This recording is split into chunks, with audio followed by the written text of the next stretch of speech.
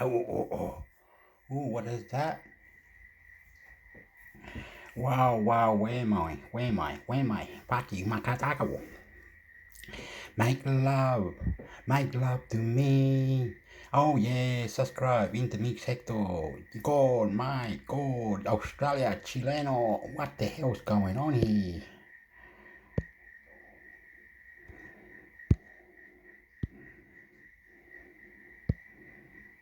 Android app archiving will save space without losing app data. How Android's app archiving will help save space without losing your app data. Coming soon to a phone near you. Summary. App archiving will help save storage space by offloading unused apps while keeping user data intact. Archiving an app uninstalls it but retains user data, making reinstallation simpler. App archiving will likely arrive in Android 15 later this year. Last month, certified Android ace Mishal Rahman shared evidence for an in-development app archival feature, presumably headed for stable Android 15. App archival lets you save storage space by offloading the majority of an unused app while keeping your user data, making for a smooth transition should you choose to reinstall it. Today, again via Android Authority, Mishal shared a closer look at how the process will work. It seems like you'll have options to archive apps on demand or to have your phone do it automatically, and the entire system relies on what Google calls archived app KS. On Android today, when you uninstall an app, all associated data is deleted from your device, along with the app itself. Depending on the type of app, this can mean losing locally stored files or media, and any app that relies on user accounts requires your credentials again if you download it later. By contrast, archiving an app uninstalls the application proper, but retains your user data on your device. It's sort of like how you can uninstall video games from consoles or PCs without losing your local save files. In addition to any of your personal app data, what's left behind is an archived app, which is more or less just a link in your app drawer to download the app from the Play Store. Archival could be great for apps you only need occasionally. It could arrive on select phones later this year. The vast majority of storage eaten up by most Android apps and games is from the application itself, in most cases. Your specific data is only a small fraction of the storage space used by any given app. In his piece for Android Authority, Mishal shares that he tested app archiving using the Uber app on a Pixel 8 Pro. Before Uber was archived, Mishal says the app took up 387 megabytes of storage on his phone. After the app was archived, that space went down to about 18 megabytes, a huge savings. Upon reinstalling the full app, Mishal was already logged in and ready to go, as if nothing had happened. It seems likely we'll see app archiving in Android 15 stable release. The feature will be killer for apps that you need occasionally, but not often enough to keep them installed full time. Assuming you've got a fast connection, reinstalling an archived app should only take a few seconds, and everything should be where you left it when the app was archived. Once you're done, you can archive it again, knowing your data will be intact the next time you download the app. Mishal notes that, unlike iOS's system-level app offloading feature, the in-progress version of Android app archiving is actually a Play Store feature. That means that apps installed from other stores, like Samsung's Galaxy Store, won't have the same archive and restore functionality. While Mishal was able to get app archiving up and running in the latest Android 14 QPR beta, it required some tinkering. Google hasn't announced anything just yet, but given the current implementation is evidently workable, it seems likely we'll see app archiving in Android 15 stable release, which we expect to hit Pixel phones this fall. Related, when will my phone get Android 15? For now, all you can do is wait patiently.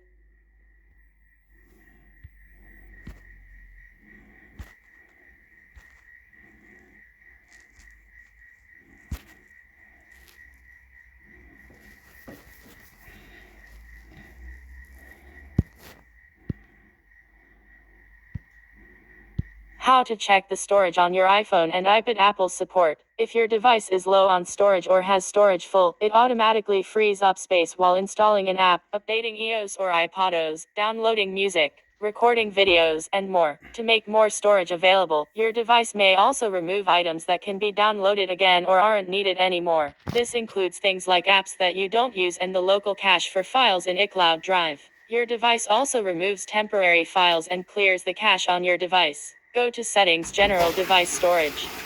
You might see a list of recommendations for optimizing your device's storage, followed by a list of installed apps and the amount of storage each one uses. Tap an app's name for more information about its storage.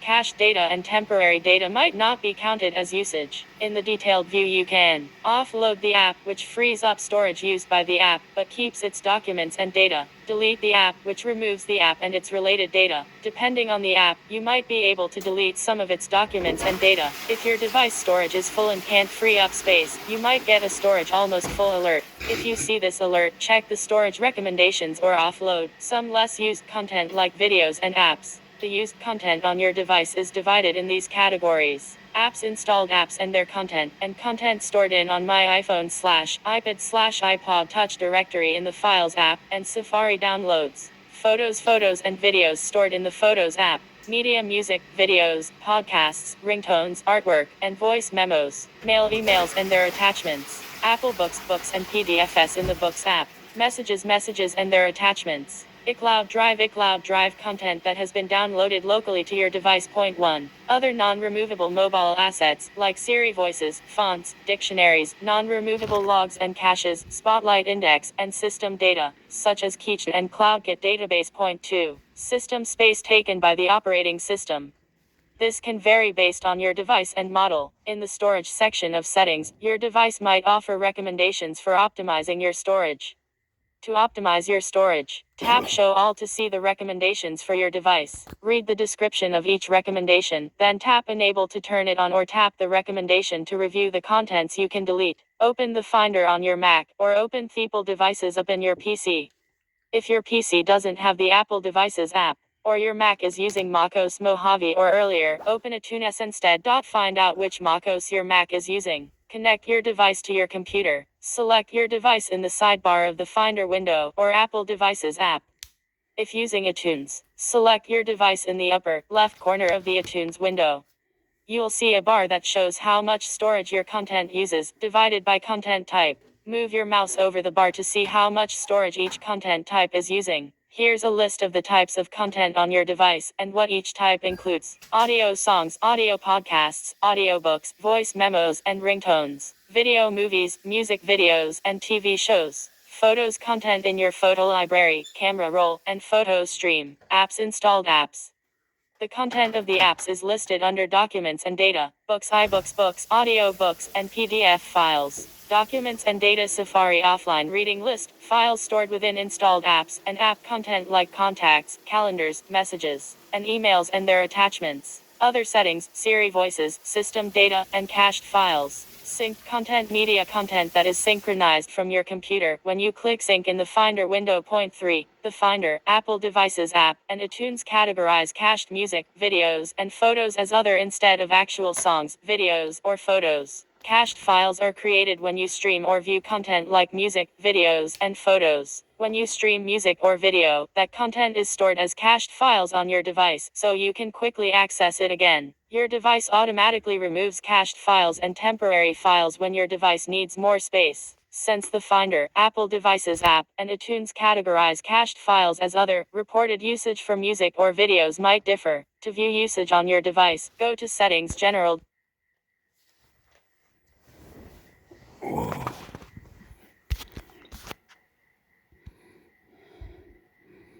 Oh.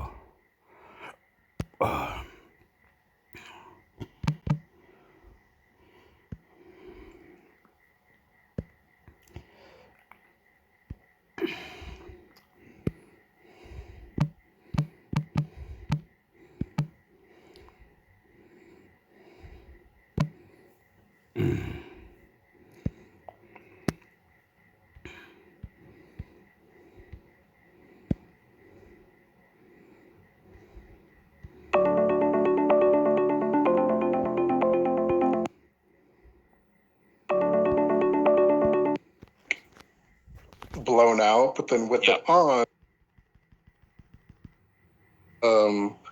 so I don't know, maybe you can play around with it, but it's just annoying. But besides that, Derek is over it. I'm glad you were able to test that though, because I don't really have any way to test that. I just don't have a good way to test that. I'm sure I could find somebody to help me talk through it, but it was nice that you had that. Yeah. But I mean, other than that, like some of the other Gen AI features, like the generative edit, are just fun. I think I like edited out a my friend's like car horn, and it was like a Mazda or something, and it had the logo on the horn, so we like edited that out or something. Right. And then when we hit generate, it generated the same logo on the horn, but like slightly different. Oh my gosh. Which we just thought was, which I thought was so interesting. Like, I don't know, maybe it was like another version of the logo that like Mazda has used, but like it was just such an interesting thing that we tried out. That's one of those times where you posted on social media and you're like, yo, I got this new car, check it out. I know, I'm curious to play with this. I haven't played with it too much, but I mean, I like the feature. I think it's fun. And yeah, I mean, the phone overall, I mean, the camera, it's the same as last year.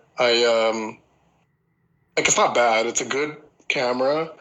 You can definitely get some good photos out of it. But yeah, movement is still a problem. Also, yes, download the Camera Assistant app for any Samsung phone, really.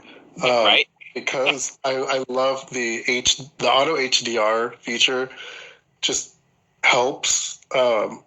Like you'll see in my review, there's a comparison of a photo I took at a park, and you'll see without the auto HDR feature, the sky was just like blown out. But then with it on, you could actually like make out the details of the clouds. So I don't know why this isn't like automatically on the phone, but yeah, download the Camera Assistant app from the Samsung Galaxy Store. And while you're there, download Good Lock as well. Yes, download Good Lock. Switch out the keyboard for Gboard and then go download those two apps. Those are the first three things you should do with any Samsung phone. All right. Looks like that is a great editorial idea that you should write, both of you, Nick and Derek already wrote it. We're good. Just letting you know. Okay, let's take a quick break because we got some other stuff to talk about. We'll be right back, guys. If your business earns millions or tens of millions of revenue, stop what you're doing and take a listen because NetSuite by Oracle has just rolled out the best offer we've seen. NetSuite gives you the visibility and control you need to make better decisions faster. And for the first time in NetSuite's 25 years as the #1 cloud financial system, you can defer payments of a full NetSuite implementation for 6 months. That's no payment and no interest for 6 months, and you can take advantage of this special financing offer today. NetSuite is #1 because they give your business everything you need in real time, all in one place, to reduce manual processes, boost efficiency, build forecasts, and increase productivity across every department.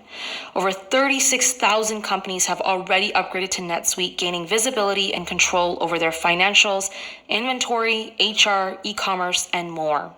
If you've been sizing NetSuite up to make the switch, then you know this deal is unprecedented. No interest, no payments. Take advantage of the special financing offer at netsuite.com/Android.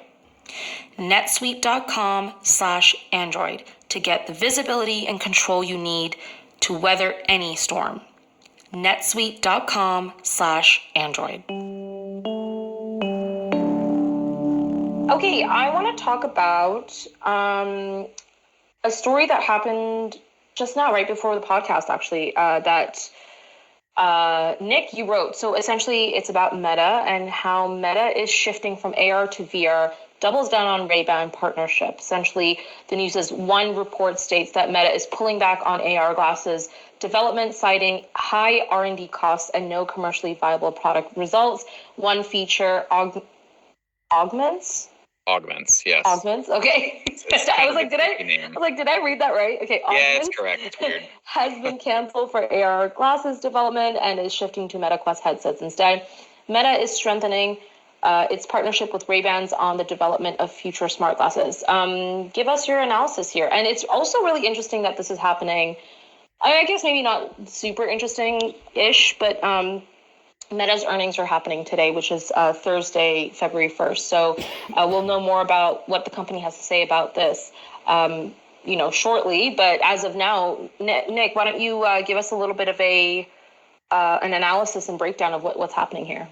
All right. So as you have probably heard a gazillion times before, Meta spends a lot of money on R&D. Its Reality Labs division quite literally spends billions of dollars every quarter. A lot of that has been people going, oh, they spend too much on the metaverse or whatever. But Reality Labs is Meta's R&D division. Like, that's everything they do for R&D, right? AI, all of that stuff is looped into this division. So in an effort to make that number smaller every quarter, it seems like what they're doing is focusing on products that they can launch in the near future or have already launched. That means that AR glasses, which they still estimate to be at least 3 years out from now, are getting pulled back quite a bit. So back in December, they started merging their AR glasses software division with the same division that has already developed 2 generations of Ray-Ban smart glasses. And now, and a month prior to that, they laid off the internal silicon development team and announced that they were partnering with MediaTek for future AR glasses instead, right? Everything is a mess. Oh my God. Yeah, they're shifting stuff, which makes sense. I mean, the nice thing for Meta as a company is that they were in a position to spend billions every quarter experimenting. It's like Google used to do when they made, balloons that gave internet to third world countries, right? Like, they're in a really interesting place where they can just spend this money and it's not that big of a deal. But it's starting to come back and bite them because they're not giving their investors a return on their money. And so they have to cut back on some of that stuff now. But, the bright side of this is we have the Ray-Ban smart glasses, and those got really good reviews from quite literally everyone this past year. I think the next generation is going to be even better because of these moves. And I mean, the Quest 3 has been the same. The Quest 3 is the highest reviewed headset they've ever made. A couple of the recent announcements they've made have made it look even stronger. Like today, they just announced that you can now view spatial videos on Quest 2 and Quest 3 that were originally recorded to be viewed on the $3,500 Apple Vision Pro. So they're doing some flexing right now, and I think it's important for them to do that because, in reality, Apple is the only competition they've had for a long time. There have been other names in this space, but they haven't been able to compete at the level that Meta has been spending. And now that Apple's here, it's pretty obvious that they're shifting focus to compete with Apple directly. It's just so fascinating to me because I don't know how I feel about this. I'll be honest, because I don't really see how Meta can compete with Apple. Like, I've said this before. I just don't see it unless they had a Quest Pro 2. It's like comparing apples to oranges. I don't get it. Or apples to Quests. Yeah, like, am I thinking that wrong? Like, or are they just are they delusional? Like, I just don't. I'm not sure if I agree. I don't agree with me or agree with you. Like I think that Apple is the one who's going to have. Thanks, Derek. Hey. I think too. Let me blame Derek. I don't think that Apple, because right now Apple doesn't seem to even know what the Vision Pro is for. No one seems to know what it's for. Like, what is it supposed to do and who is it for? I don't think it's for gaming, though. Well, right. No, I'm not even sure if it's for enterprise either. Like, I don't know what it's for. It's just then why create it if you don't know what it's for? That's exactly what I mean, and that's why I think that Apple's going to be the one who's going to have problems competing. I think I've said this on a previous podcast, but I think this is a lot like the Apple Watch, where they launched it thinking it's maybe one thing, but it turns out that it's stronger in another area. And I feel like a year from now, when it, maybe if Vision Pro 2 comes out in a year, if they wait longer than that, whenever the next iteration comes out, I think we're going to see a shifted model, a shifted focus in one way or another, just like we saw with the second gen Apple Watch. Maybe. I think that Apple has a plan and that eventually when they come out with a cheaper model that's going to be more consumer, focused, Sure. then, by that time they'll have figured out, okay, what do we want to do with this? But Right. even then, I'm not sure if like people are going to want to buy into it. I think that Meta has, right now has done a good, because we've seen in the past, like Microsoft was like making such a big deal out of, what was it called? Their mixed reality thing that they were like making such a big deal out of Mesh? years ago. No. HoloLens. HoloLens. Like to me right now, that's where the Vision Pro is. Like a bunch of hype, and then it'll kind of go nowhere unless Apple takes it somewhere. And even then, like Apple really has to like we have to get Beat, like if there's no Beat Saber on this thing, then no one's gonna want it. I'm just gonna say that right now. Like if you don't have Beat Saber on your VR headset, don't even bother. I just feel like, do people still play that game? Yeah.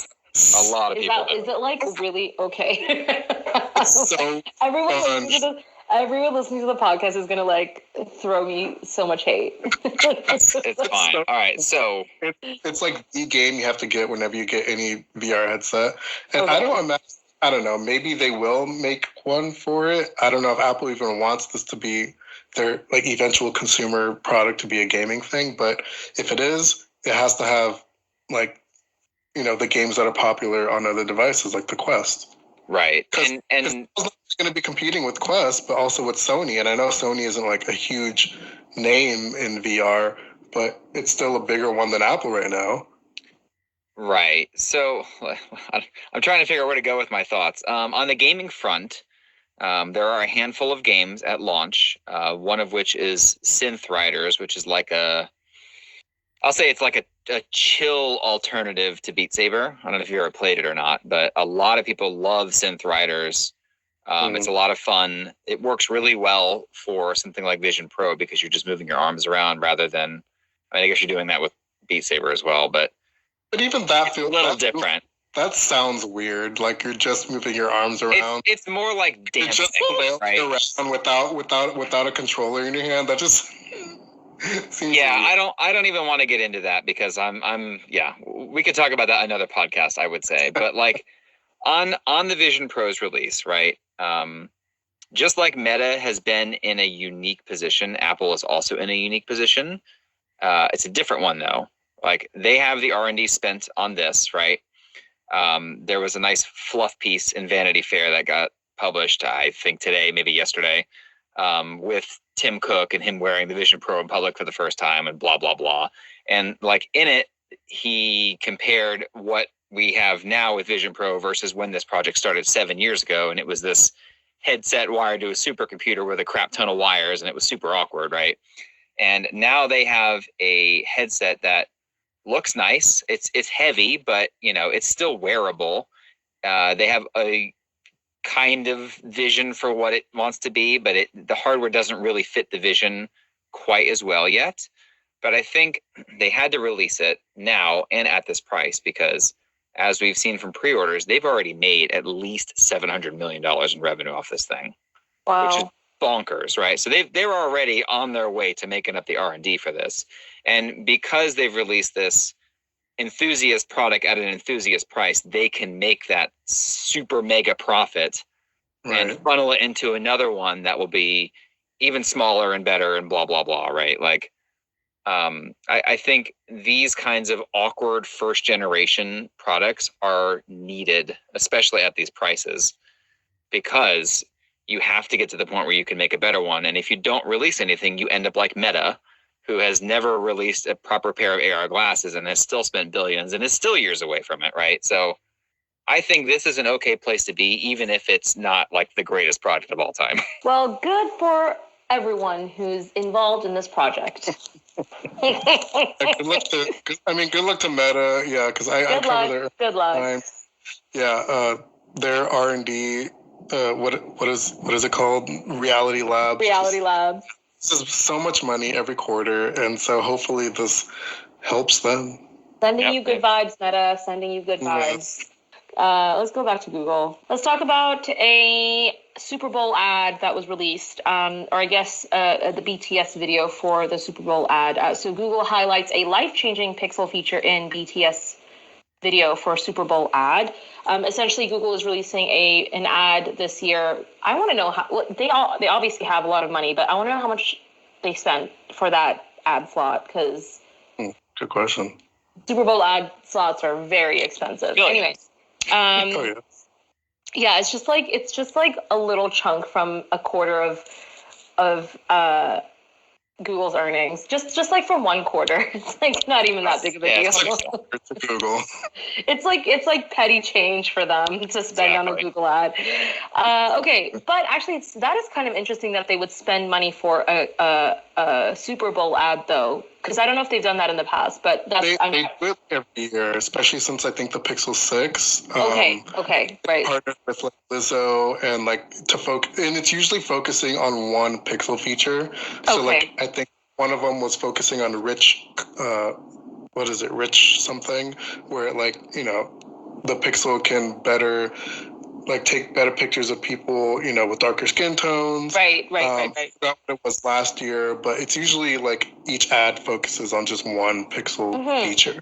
Yeah, and this year the feature that they're focusing on is guided frame feature, which follows the story of a blind man and his girlfriend while highlighting this feature. And essentially, this guided frame feature uses artificial intelligence to help people with blindness or low vision to take photos, which I love. It's amazing. It's really cool. I just find this concept so, like, is it just me or is it cringe? Like, I kind of like capitalizing on something, like, I get it, but it's also a little cringe because Apple does it a lot, you know, especially with like they do it a lot, right? Like, especially when they talk about like Apple Watch and health features or whatever. What saved my life? Yeah. Right. Yeah. It's just a bit cringe. Like, is it just me, or like, am I heartless for thinking that? A little. I'm at the same camp, so I get it. Okay. It's tough because it's like, it's such a good feature. It's a good feature, and I want them to highlight the fact that people with disabilities are getting features that help them. It just help them throughout life, right? Like this is very useful. For somebody who is vision impaired, like this is a super useful feature, and it's only on Pixel, right? Like that's the point. Yeah. Like I would love Garmin to like have a Super Bowl ad talking about how, you know, the wheelchair accessibility is great for people in wheelchairs. Yeah. I don't know. I'm not against it. I also love that they're focusing on a feature that is so freaking cool and helpful and amazing. But there's just a part of me that just feels so cringe. I get it. I feel bad for thinking that, and I don't mean that. Listen, I'm all about supporting and helping and all of that. It's the same thing when politicians parade a victim out and they're like, "Oh, look at this person I helped." Oh my God! Ignore the fact that I took hundreds of thousands of dollars from this dirty, you know, money laundering company. Look at this one person, you know, like it almost feels a little bit like that, right? Yeah, it really does. And like, you know, I don't know, but I applaud. I applaud Google for doing it. Too much, it's fine. I applaud Google for doing it. Honestly, like, you know, it's like, I think the difference between Google and Apple, though, is like Apple very much so like pushes that narrative. I feel like they do it so much.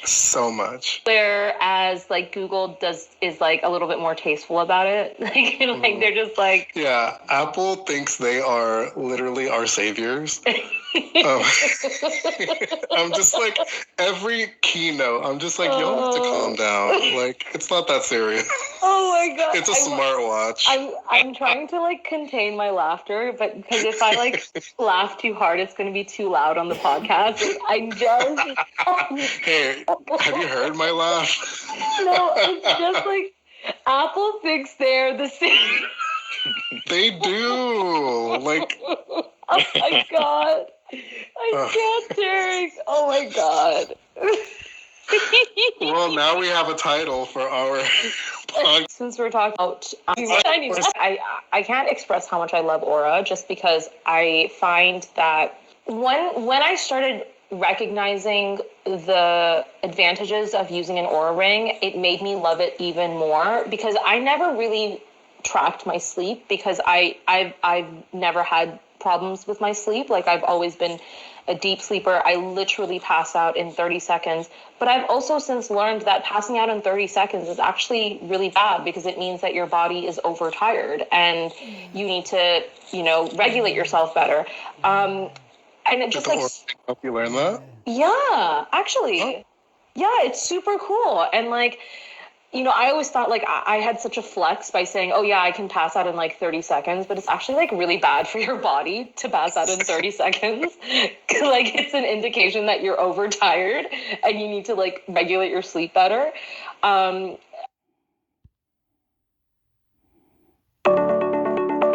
Trip, you may not ever even have to charge the thing.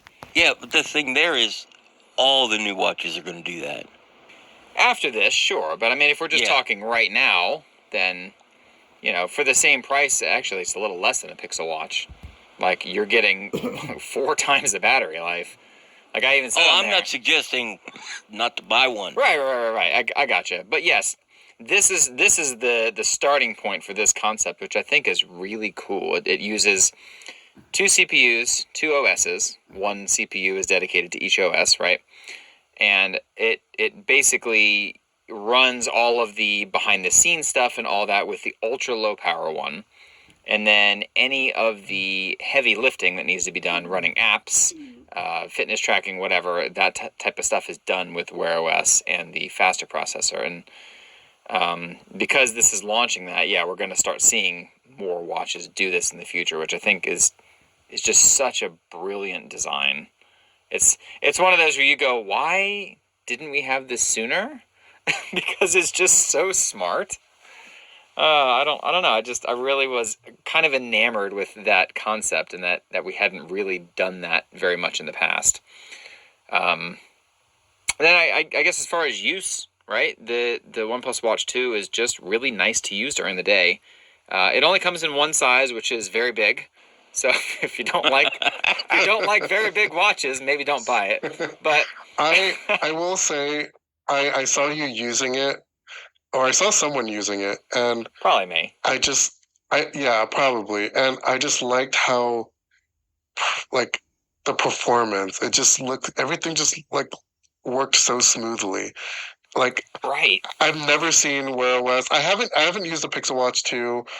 Do you find that interesting though, that's like, okay, so I guess my question for you is, you think it ran smoothly and the performance was nice, but if the smartwatch has really bad measurements in terms of like measuring your health stats or fitness stats or whatever, then what's the point of getting a smartwatch is sort of my thought process, right? Like what is the ultimate, like we've questioned that before, like what's the point of getting a smartwatch? And realistically, the point of getting a smartwatch is for fitness. And if you're not doing that, then what's the point of getting it? I mean, I was mostly just commenting on like, because I haven't used a watch or seen a watch in person with the new Qualcomm chip. And so to see this watch being used in person, to see its performance, I was blown away, because Wear OS isn't known really for having all that great performance unless you're on a Pixel Watch or on a Galaxy Watch. And even on this OnePlus watch, I felt like it ran a lot better than my Galaxy Watch 5, which I think is, a fine watch. So just to see it perform. Now, on, your question, like, yeah, I do think that it's, if a watch isn't doing a good job at, tracking metrics, then that kind of defeats the point, because, the main reason why I wear a smartwatch is for, sleep tracking, for, activity tracking, to, get your metrics and stuff. Yeah. So if it's not doing that correctly, or like, isn't even really in the ballpark, then, that's problematic. And I feel like that can be fixed. Yes, I think it can be fixed too. I think so. I've got no evidence of this because I haven't seen a teardown for the new watch yet. But it's probably using the same exact sensors as the Pixel Watch or the Galaxy Watch Probably. 5 or any other high-end watch.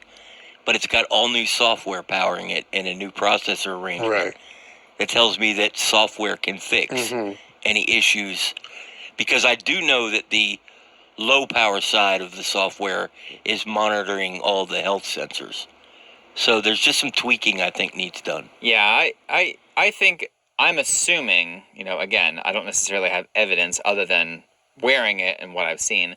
I'm assuming the polling rate is probably not fast enough because it's still running on that low power processor and it's probably trying to save power. It could be, yeah. And it could be a number of other things though. But to directly answer your previous question, Shruti, up until the last year, maybe two tops, I wore a smartwatch primarily for notification management and media control.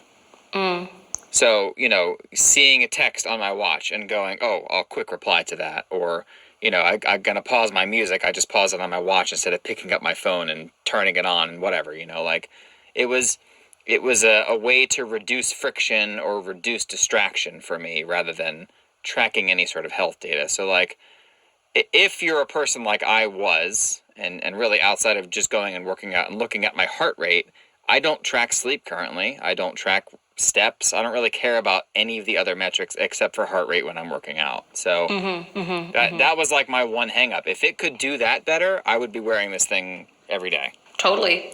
Okay, let's talk about the cool stuff. And this kind of goes back to something that, Nick, you wanted to talk about. So in our Best of Awards, one of the categories was Best Concept Phone, which coincidentally was also like one of the cool things that, a lot of people talked about. But that is the Motorola Adaptive Display Concept. So the phone that looks like a wearable, has a rolling phone display. I mean, we've all seen this. It's happened a million times in past experiences with different companies. You know what? It's cool. Not my thing, at least for me, but you take it away, Nick, because you're the one who is excited to talk about this. So, and only me. I doubt it. As I say, Derek definitely liked it too. So, when a lot of these companies show off concept devices, I will use Lenovo in our very exact coolest things we saw at MWC article. That was a very, very cool product. They showed off a transparent laptop, which is dope, right? Like, it looks so cool. It's shiny. Like, you can see through it. It runs Windows. It's laptop. It's very Minority Report. Yeah, like it's cool, but it's useless, right? Yeah, absolutely. Like, nobody's ever going to use this thing. Nobody's going to want to use this thing for more than the 10 seconds that it takes to show it off. And then you're going to go, a glass keyboard with no tactile feedback sucks. A transparent display makes no sense on a laptop. Like, okay, that's typically how these sort of tech demos go. And they show them off because that technology is going to make its way into a product where it makes sense later down the road, right? But for now, they show it off in whatever form they could figure out, okay?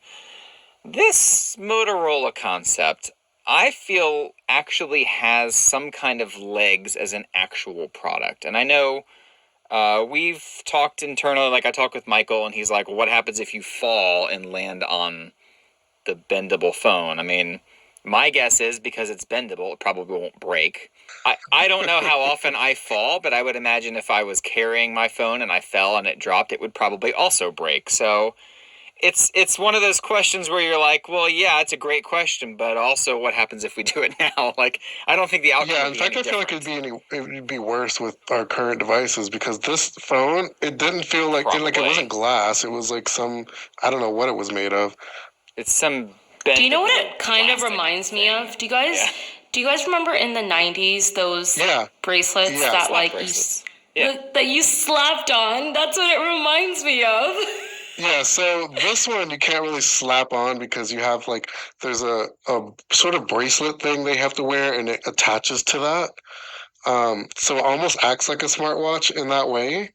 But on the other hand, Samsung did show off their sort of version of this, and that one you could pretty much slap on, but that one was at least the one they were letting us wear was like broken. Like it was a mess. Whereas this actually works. I guess the thing that I'm curious to know is, because I know, Jerry, you kind of talked about this, about, how concept phones are really dumb in general because they're never ever going to make it to the market. But then, Nick, you did point out a good point, which is it's not about putting this out to the public, but the technology that could be used in some other format. I don't know. Does that change your opinion, Jerry? No, it makes it worse because Nick is right. It makes it into another format. But remember when we saw rollable displays that can bend and all this other nonsense? Do you know what we ended up getting? Horrible phones that the front screen wasn't flat. It had curved edges that nobody likes. That's what they turned that into. Well, but or we the also LG have Flex. foldable phones now, too. No, those are different, Nick. I mean, they're not. The glass bends over on itself, but it's not shaped glass. Right. Flat. Yeah, I know what you're talking about. The shaped glass concept I think was bad, but what we got from that was the OLED displays that can be bent and is what are used in products like this now. I don't know. Like when Nick said like these products would go into other things, like with the Lenovo transparent display, like LG has already shown off a TV that is, I believe they're going to actually sell, that has a transparent display. And then, Samsung did, actually, it was, I think it was this year that Samsung did, I think both of them did it this year at CES. And then LG has already been selling a rollable TV. So it's not like, these things are already on other products. They're just scaling down now, I think. Right, or they sometimes have to drastically change them, and the core concept is the only thing that remains.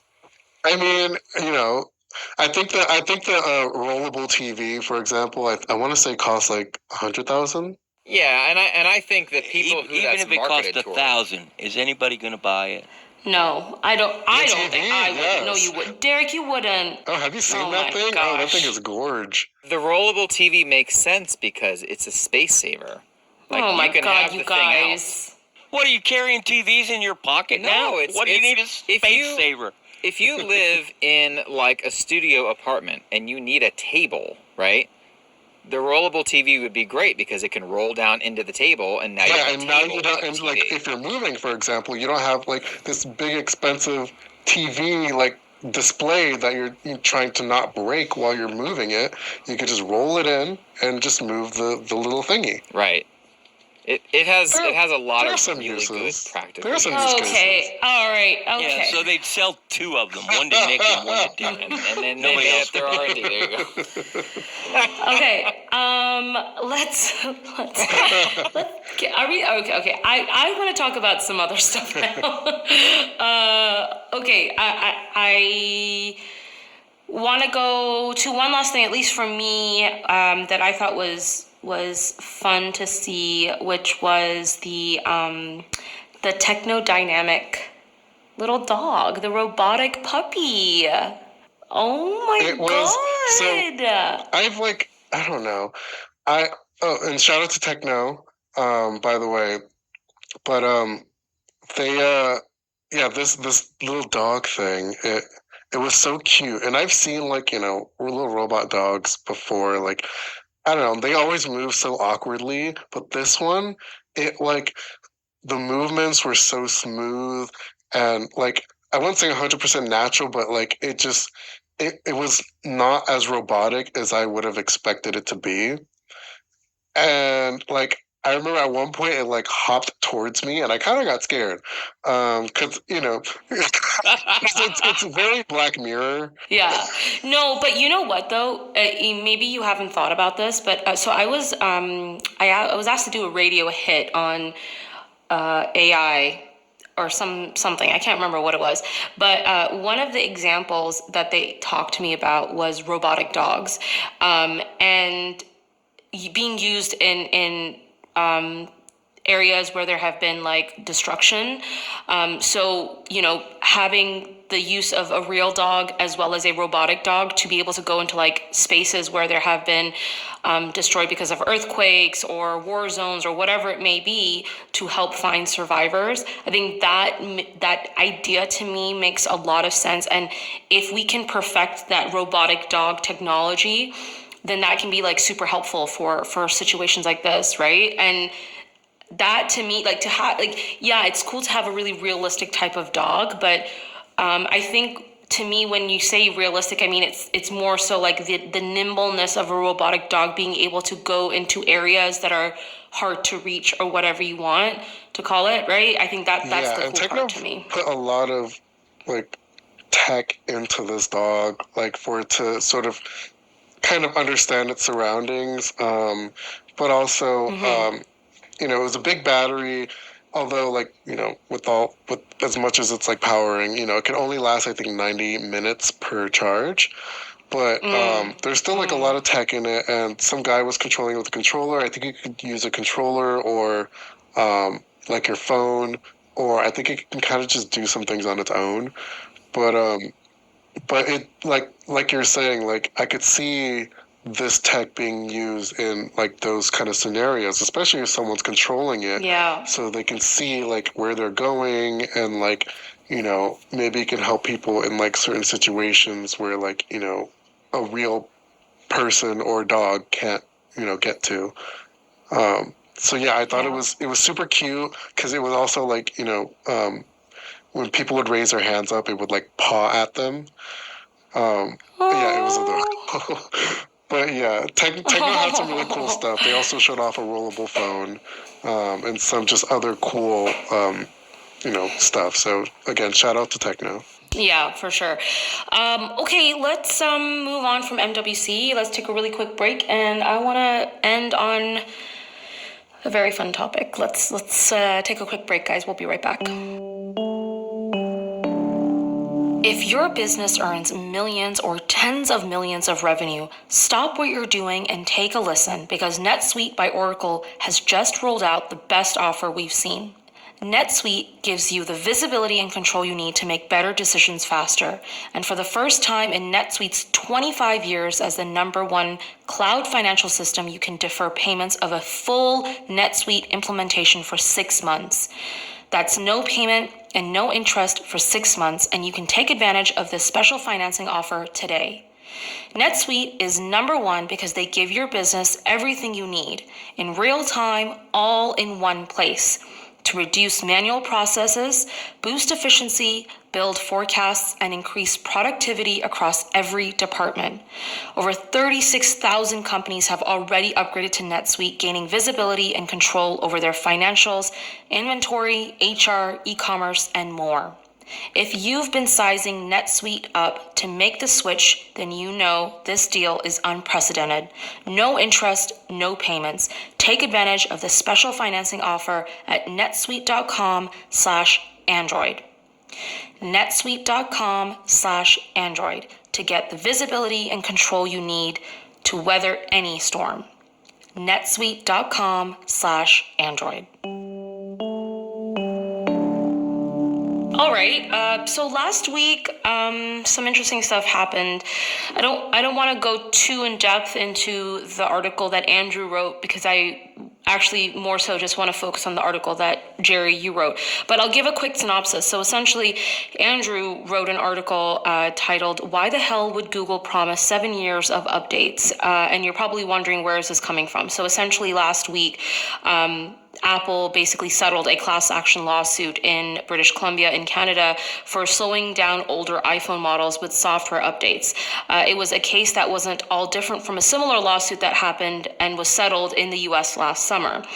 One of the things that we were kind of thinking about is, could something similar happen with Google phones, considering that Google has now promised 7 years of operating system and software updates? And does that mean that in the future, a Pixel 8 in the year 2031 getting these updates is going to end up getting slowed down because it's not able to handle the latest software or the latest updates that are being, sent to this device. In the case of Apple phones, the phones that were getting affected were iPhone 6s and iPhone 7s, which are definitely a lot older than what we're at right now. We're on iPhone 15. So the question was, will this happen to Google phones? And if you're interested, obviously read Andrew's article. It's very interesting and fascinating to look into. But we then tasked Jerry to write an article about, well, what will the Pixel 8 look like with Android 21? And it is such a fascinating article, and I'd really love for you to talk about it, Jerry. Tell us your thoughts on this. Google has to slow things down, strip things out. It has to. In 2030, 2031, the hardware inside phones is going to be miles better than what's in the Pixel 8. I mean, that's just the way technology works. What's in the Pixel 8 isn't going to run the software the bright people at Google want to try to make. So then what do? That's the task you're faced with is, okay, it can do it, but it's going to be really slow and really terrible.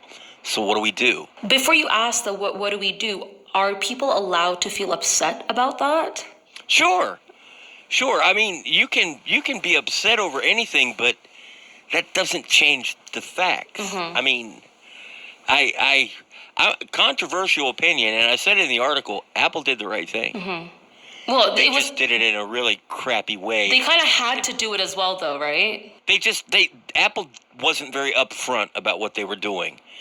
And that gives Google a chance to be upfront and, number one, not get sued, and number two, hopefully not piss a whole bunch of people I've completely agreed with you. Like, I think when that lawsuit first came up, or when people first started getting mad about Apple slowing down their phones, that was kind of my thought too. I was like, well, it makes sense why they're doing this, like when you think about it. But yeah, the problem is that they just weren't upfront about it.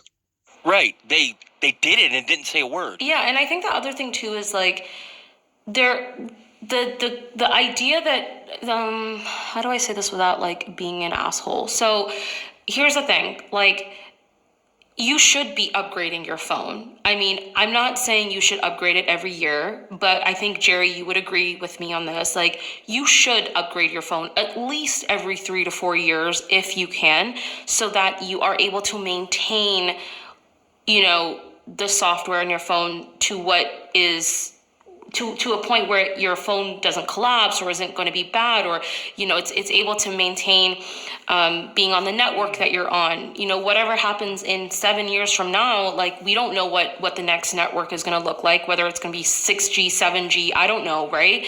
So I hesitated. I was almost going to mention that fact in this article. Right. Who's to say that the Pixel 8 will even run on T-Mobile or AT&T or whatever? Exactly, because we don't know. Rogers. We don't know what that network is going to look like, which is why experts in the engineering field and creation of mobile phones will always recommend, like, you should be upgrading your technology. And so the people who are affected by these phones are people who chose to keep their phones for longer for whatever reason. There's no harm in keeping your phone, but it's I just don't know if, like, it's fair to complain. I don't want to be mean. I don't want to be mean by saying that. Do you know what I mean? Because, like, that's Shruti.Shaker at mobile. Okay, I'm not even going to give you that. No, I know what you mean. You're allowed to complain. That's not what I'm saying. You can complain, but also realize that your complaint comes from a place where you have to also recognize that the world is growing in technology, and you can't expect to just keep the older devices forever. It's not going to function. That's all I'm trying to say. I get it, and I am a very frugal person. You can ask my wife or my children, who will happily complain for hours on end about how cheap I am. And I get it, but it's very difficult to be cheap if you're a fan of technology. And that, once you understand that, I have a system. When it either breaks and I can't fix it, or it's too expensive to fix, or I see a feature that I want and can't have, that's when it's time to upgrade something. Not just a phone, anything. So I used the Pixel 6. I loved it. It broke. If it hadn't have broken, and they were so difficult to fix, I just gave up on it. If it hadn't have broken, I'd still use it. There's nothing I really want. Now I have a Pixel 7.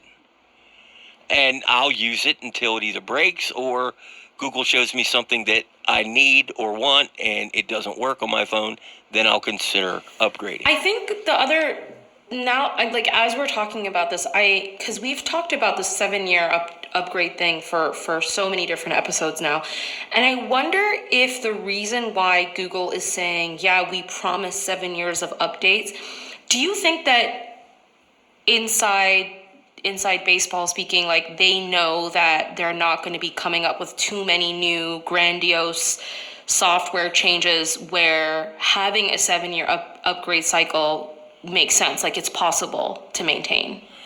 That could be part of it. I think maybe another reason is that they know how they're going to do it. And this is a call out that, hey, we're as good as the iPhone. Because Apple can't do it any better than Google or Samsung, who's also going to give 7 years on the high-end phones. Apple can't do it any better than those two companies can. But for so long, it seemed like the people in Cupertino were very arrogant about how they did it better. So this may be a shot against that. In the end, though, this is a good thing.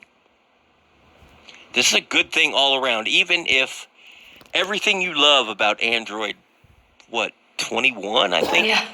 Is what's good. Yeah. If everything you love has been stripped out from your Pixel 8 when it gets updated, it still will run all the new apps. The APIs will likely work unless it doesn't have the hardware required. It's secure and it's optimized for your network.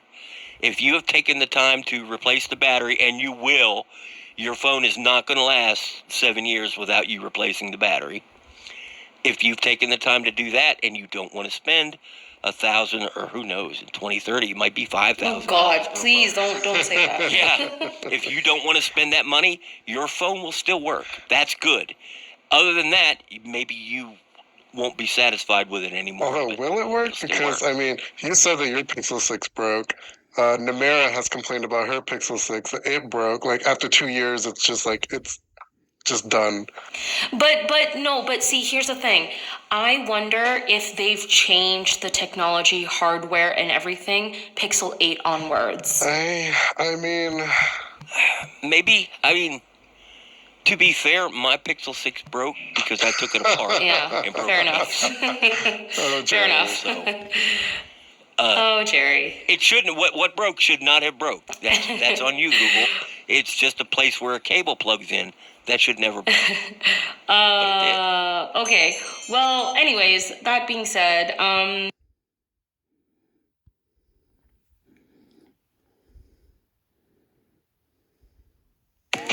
support for the show comes. I don't know why. Probably because I have cyst. Which is, if you just take that idea and apply it to whatever your political leanings are, you will quickly realize, like, this is your primary frustration with other people. It's like, some problems are easier to solve if we all do them together. But getting everyone to do everything at the same time is like a political nightmare. Yeah. And that's just life. That's the history of politics. Do collective action problems exist or not?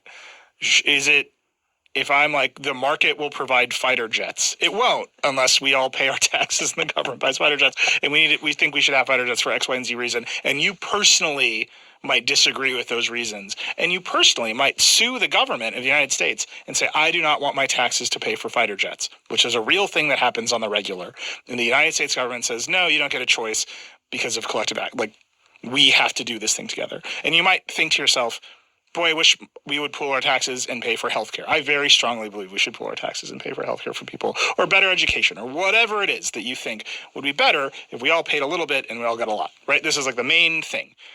And what is happening in this TikTok situation is TikTok is a collective action problem. Mm-hmm. Our government believes the security of the United States is threatened by the existence of TikTok in some way. Our government says that. It believes it. It's taking the votes that indicate its belief in that problem. Sure. I would remind you that you're the same Nilay Patel who believes most of the things that Congress does are like deeply disingenuous and not at all about the thing that they say that they're about. I cannot believe I'm the one making this case. I can't either. I'm just like, saying I'm this to you losing now. my mind right now. I have never just the 50-0 vote. I think just really there's something about that. Like they saw the evidence, they walked out. They all did the same thing at the same time. I do agree that is the single most compelling piece. I've just got it evidence circled we in my have. brain. That is Whatever fair. happened there is a big deal. I don't know what it is, and that is the problem. Yep. To overcome the collective action problem they have, which is they're going to make a bunch of individuals feel bad. Yep. A bunch of individual businesses will lose their marketing channel. A bunch of individual creators will lose their livelihoods. A bunch of individual people will lose their ability to just see trucks jump over shit on command. This will hurt me personally. Mm-hmm.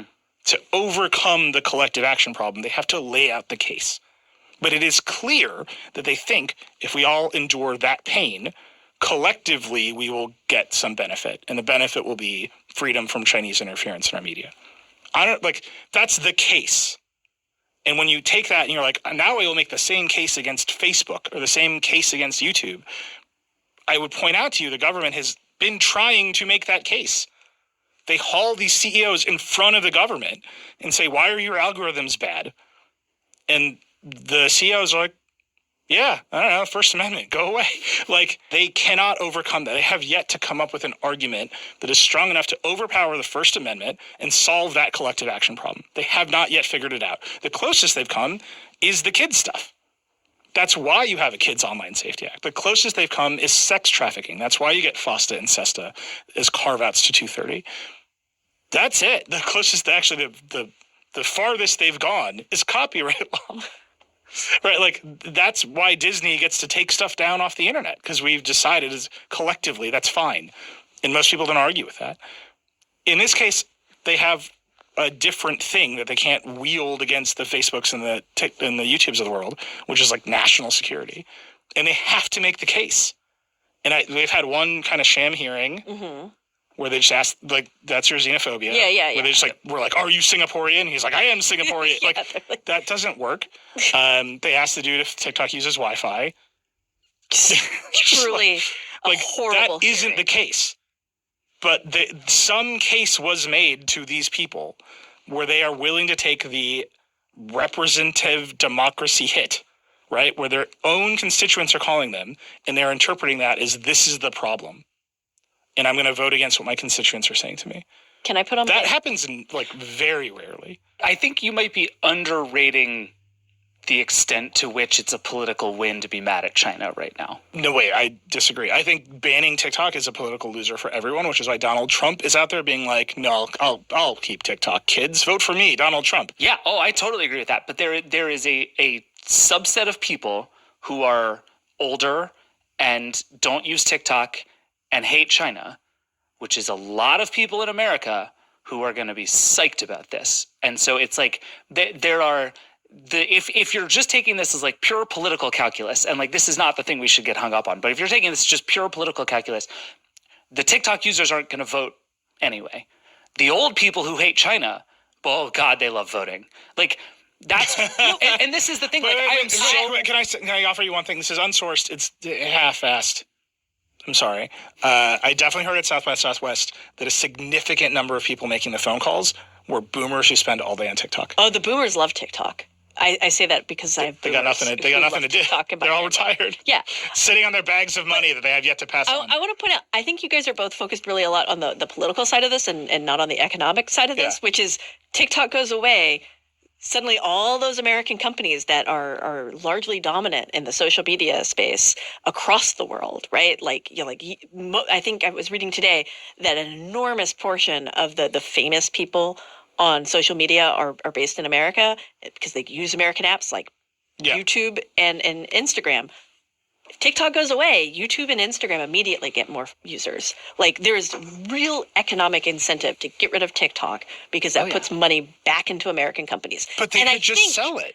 And I think this is also part of like the lobbying that is happening here. Like we're seeing, they went and they all got convinced in some hearing that we weren't privy to, but they were also getting convinced by lobbyists from Meta and lobbyists from Google saying, you want to get rid of our competition, go for it. And we can't ignore that, like the economic component of this thing, because it's huge. Oh, I totally agree. And all these companies have had a big stock bump in the last week since this started to happen. Like Snap is sitting there being like, please, dear God, ban TikTok. Some people will come use Snap Discover. If Snap was smart, they would buy it. That's what I'm saying. Like, maybe it go away. Yeah. But maybe Steve Mnuchin will put together his band of investors and buy it. Who was the other name that got floated? Bobby Kotick. Bobby Kotick. Yeah, Activision's back, baby.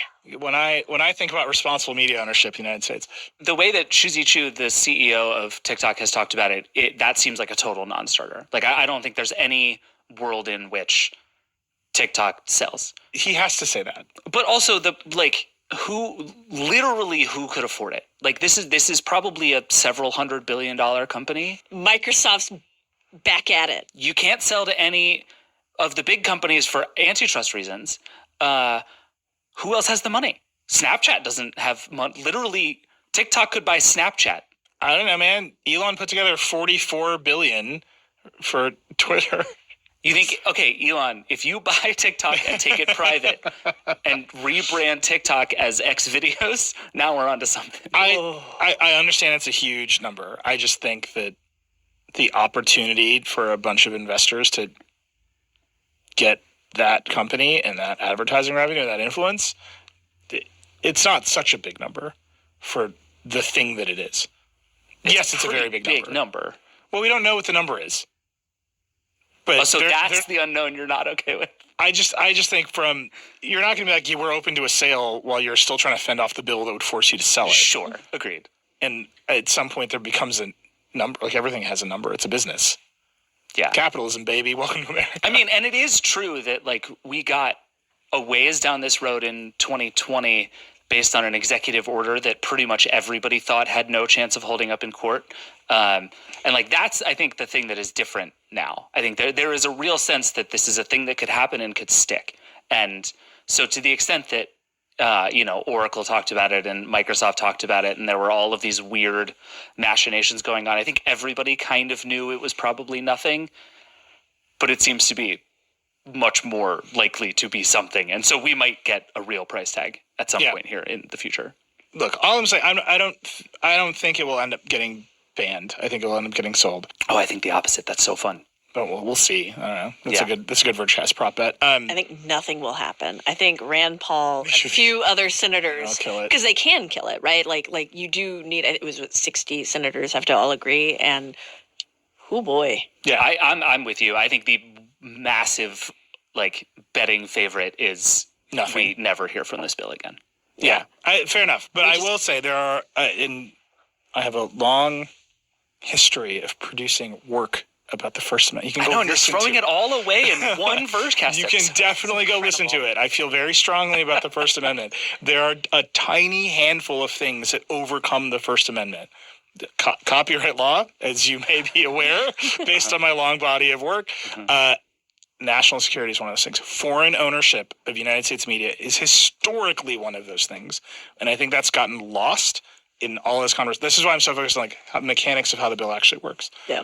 Because that thing is actually important. Even if you believe they're not using it now, should they have that capability? Has traditionally been so big of a deal that we've stopped it before it could even happen. And in this case, we just let it slide because it's an app with dancing kids on it.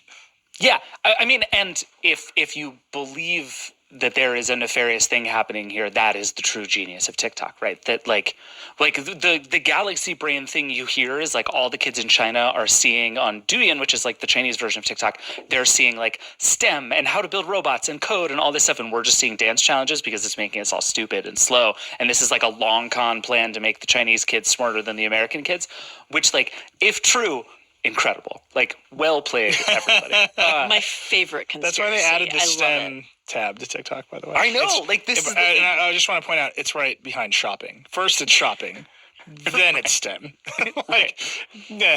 But I think the one thing I'm hung up on, I agree with you about the 50-0 thing. And I think the idea that there is a smoking gun is very possible. And I'm so willing to be convinced by any shred of evidence that says this is happening. There are plans to make it happen. There is capability to do it quickly, whatever.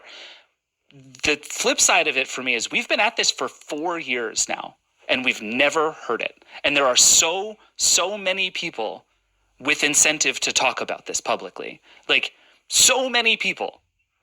Yeah, but why won't they? Well, I don't know. They don't get it.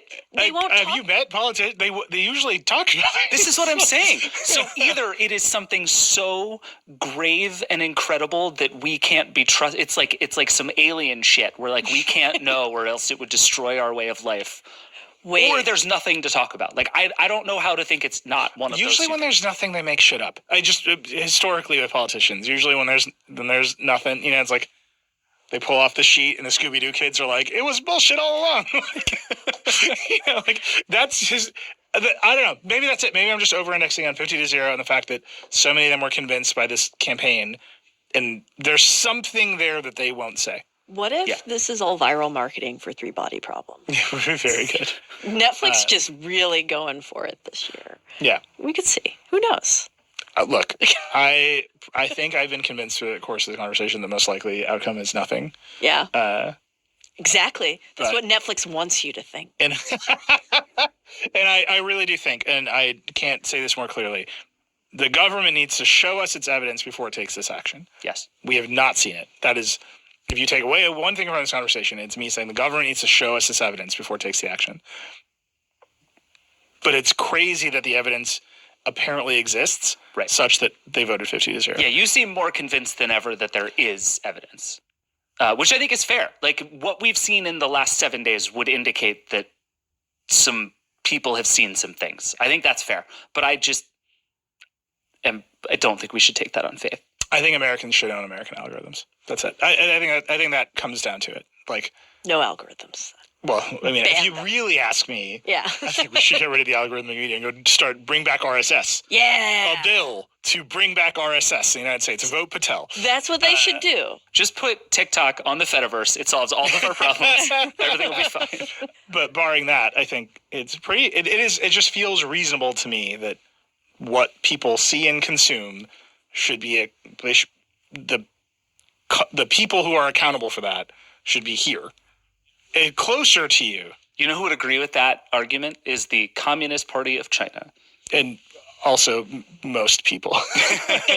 Like, I think most governments are very interested in making sure that their citizens see something that comes from within. That's pretty natural. And again, this, I think, just comes back to everything we've been talking about, which is, do you think that you are like an individual in a sea of individuals, or that you are part of a collective? And I think the internet makes everybody feel very alone in that particular way. And like almost every political problem comes back to that.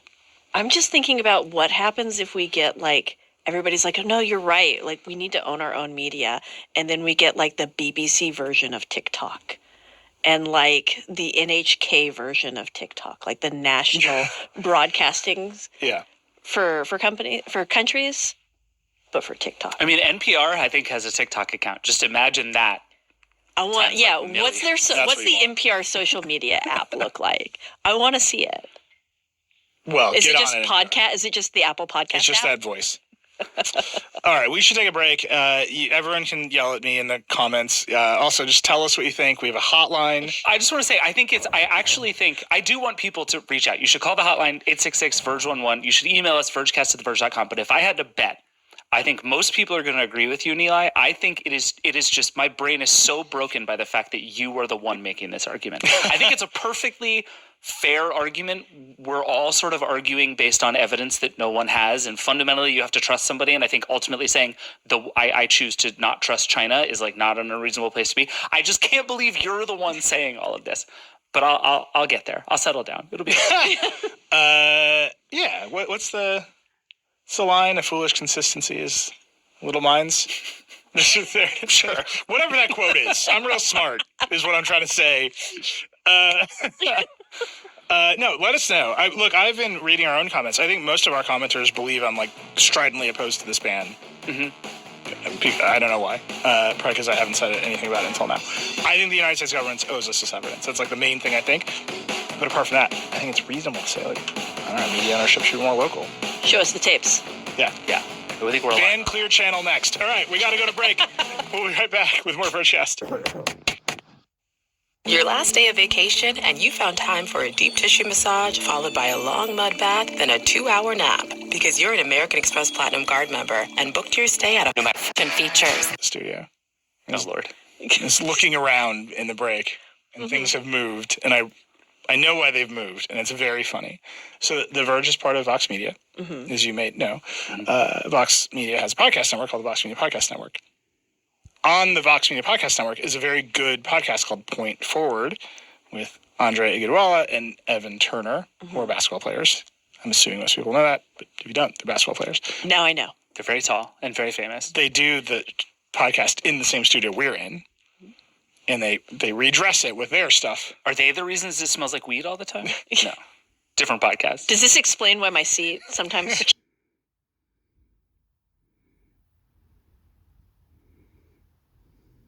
Support for Waveform comes from Visible.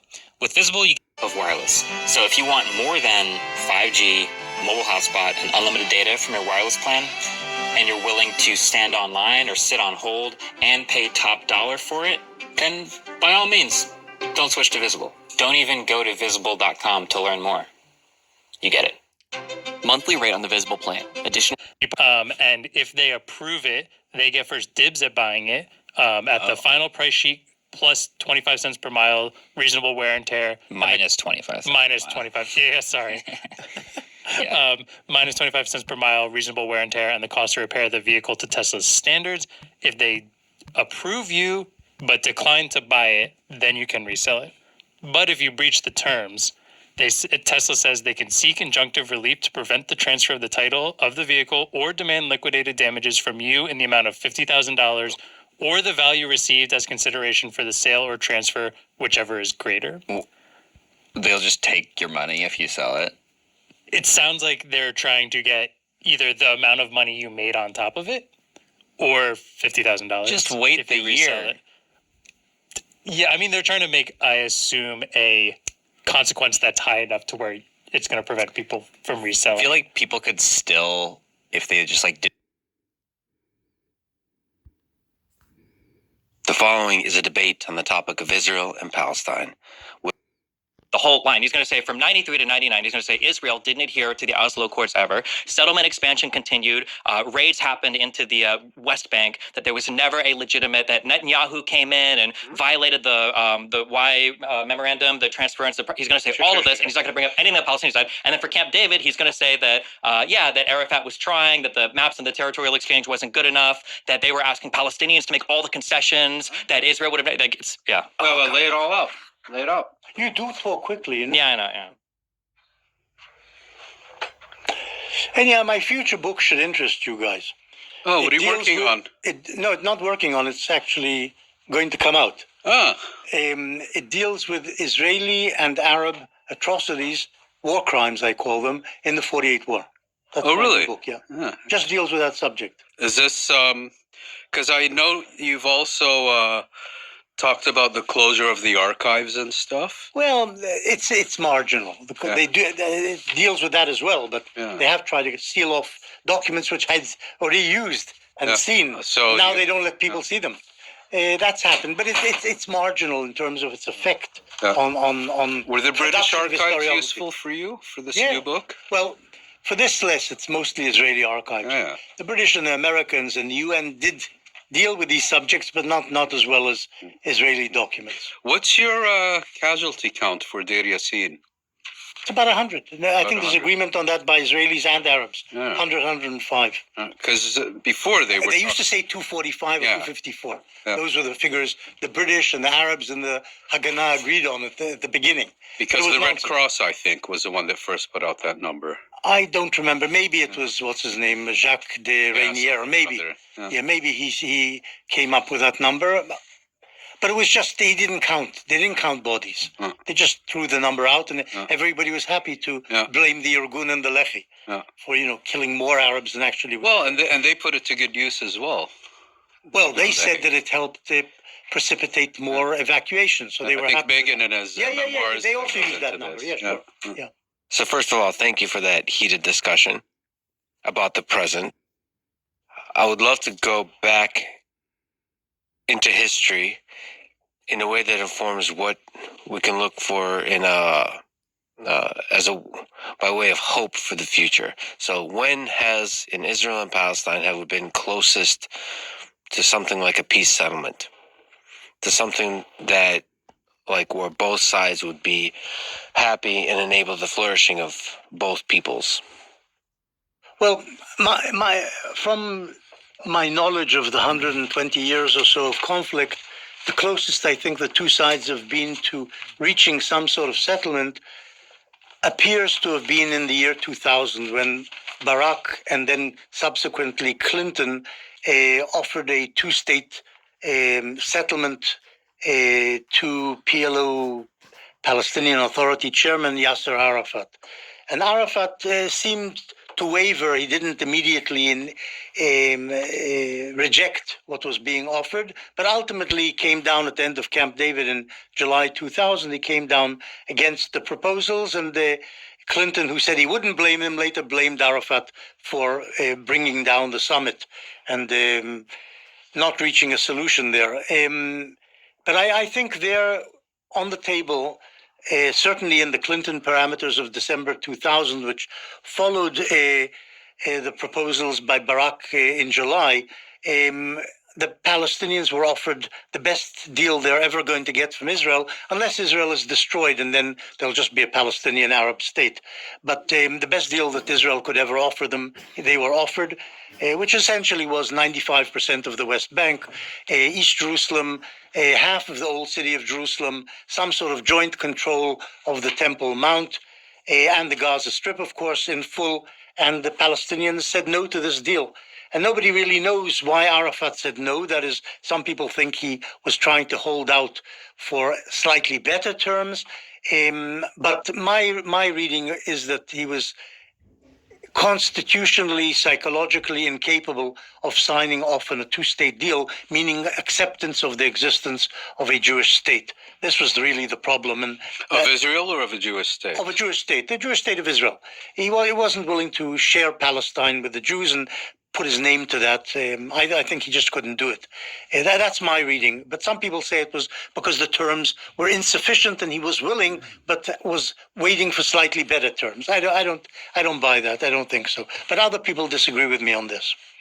What do you think? Well, just briefly in response, Arafat formally recognized Israel in 1993. Yeah, totally. I don't think actually that in 2001 a genuine resolution was on offer, because I think the maximum Israel was prepared to offer, admittedly more than it had been prepared to offer in the past, fell short of the minimum that the Palestinians considered to be a reasonable two-state settlement, bearing in mind that as of 1949, Israel controlled 78% of the British Mandate of Palestine.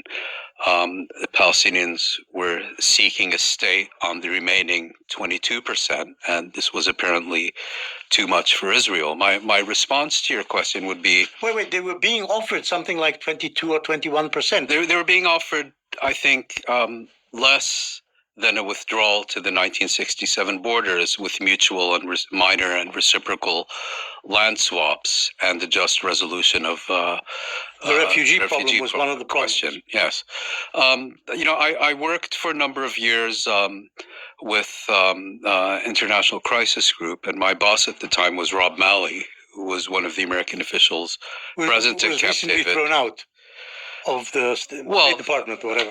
The point I want to make about Rob was he wrote, I think, a very perceptive article in 2001 in the New York Review of Books. I know that you and Ehud Barak have had a debate with them, but I think he gives a very compelling reason of why and how Camp David failed. But rather than going into that, You wrote that together with Hussein Ara. Hussein Ara, yes, who was not at Camp David. Yes. But in response to your question, I think there could have been a real possibility of Israeli-Palestinian and Arab-Israeli peace in the mid-1970s, in the wake of the 1973 October War. I'll recall that in 1971, Moshe Dayan, Israel's defense minister at the time, full of triumphalism about Israel's victory in 1967, speaking to a group of Israeli military veterans, stated, if I had to choose between Sharm el-Sheikh without peace or peace without Sharm el-Sheikh, this is referring to the resort in Egyptian Sinai, which was then under Israeli occupation, Dayan said, I will choose for Sharm el-Sheikh without peace. Then the 1973 war came along, and I think Israeli calculations began to change very significantly. And I think it was in that context that had there been a joint U.S.-Soviet push for an Arab-Israeli and Israeli-Palestinian resolution that incorporated both an Israeli withdrawal to the 1967 lines and the establishment of a Palestinian state in the occupied territories, I think there was a very reasonable prospect for that being achieved. It ended up being aborted, I think, for several reasons, and ultimately the Egyptian president, Anwar Sadat, decided, for reasons we can discuss later, to launch a separate unilateral initiative for Israeli-Egyptian rather than Arab-Israeli peace. And I think once that set in motion, the prospects disappeared because Israel essentially saw its most powerful adversary removed from the equation and felt that this would give it a free hand in the occupied territories, also in Lebanon, to get rid of the PLO and so on. So, and you ask when were we closest, and I can't give you an answer of when we were closest. I can only tell you when I think we could have been close, and that was a lost opportunity. If we look at the situation today, there's been a lot of discussion about a two-state settlement. My own view, and I've written about this, I don't buy the arguments of the naysayers that we have passed the so-called point of no return with respect to a two-state settlement.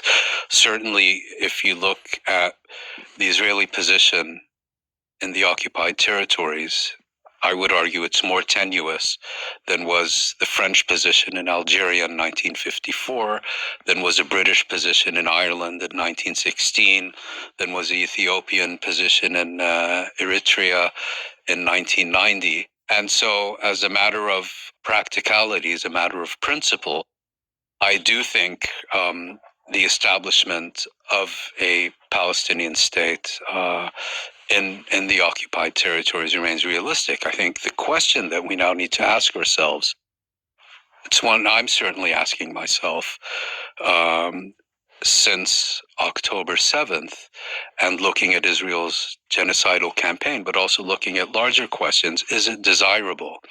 Can you have peace with what increasingly appears to be an irrational, genocidal state that seeks to confront and resolve each and every political challenge with violence, and that reacts to its failure to achieve solutions to political challenges with violence by applying even more violence, that has an insatiable lust for Palestinian territory, that a genocidal apartheid state that seems increasingly incapable of even conceiving of peaceful coexistence with the other people on that land.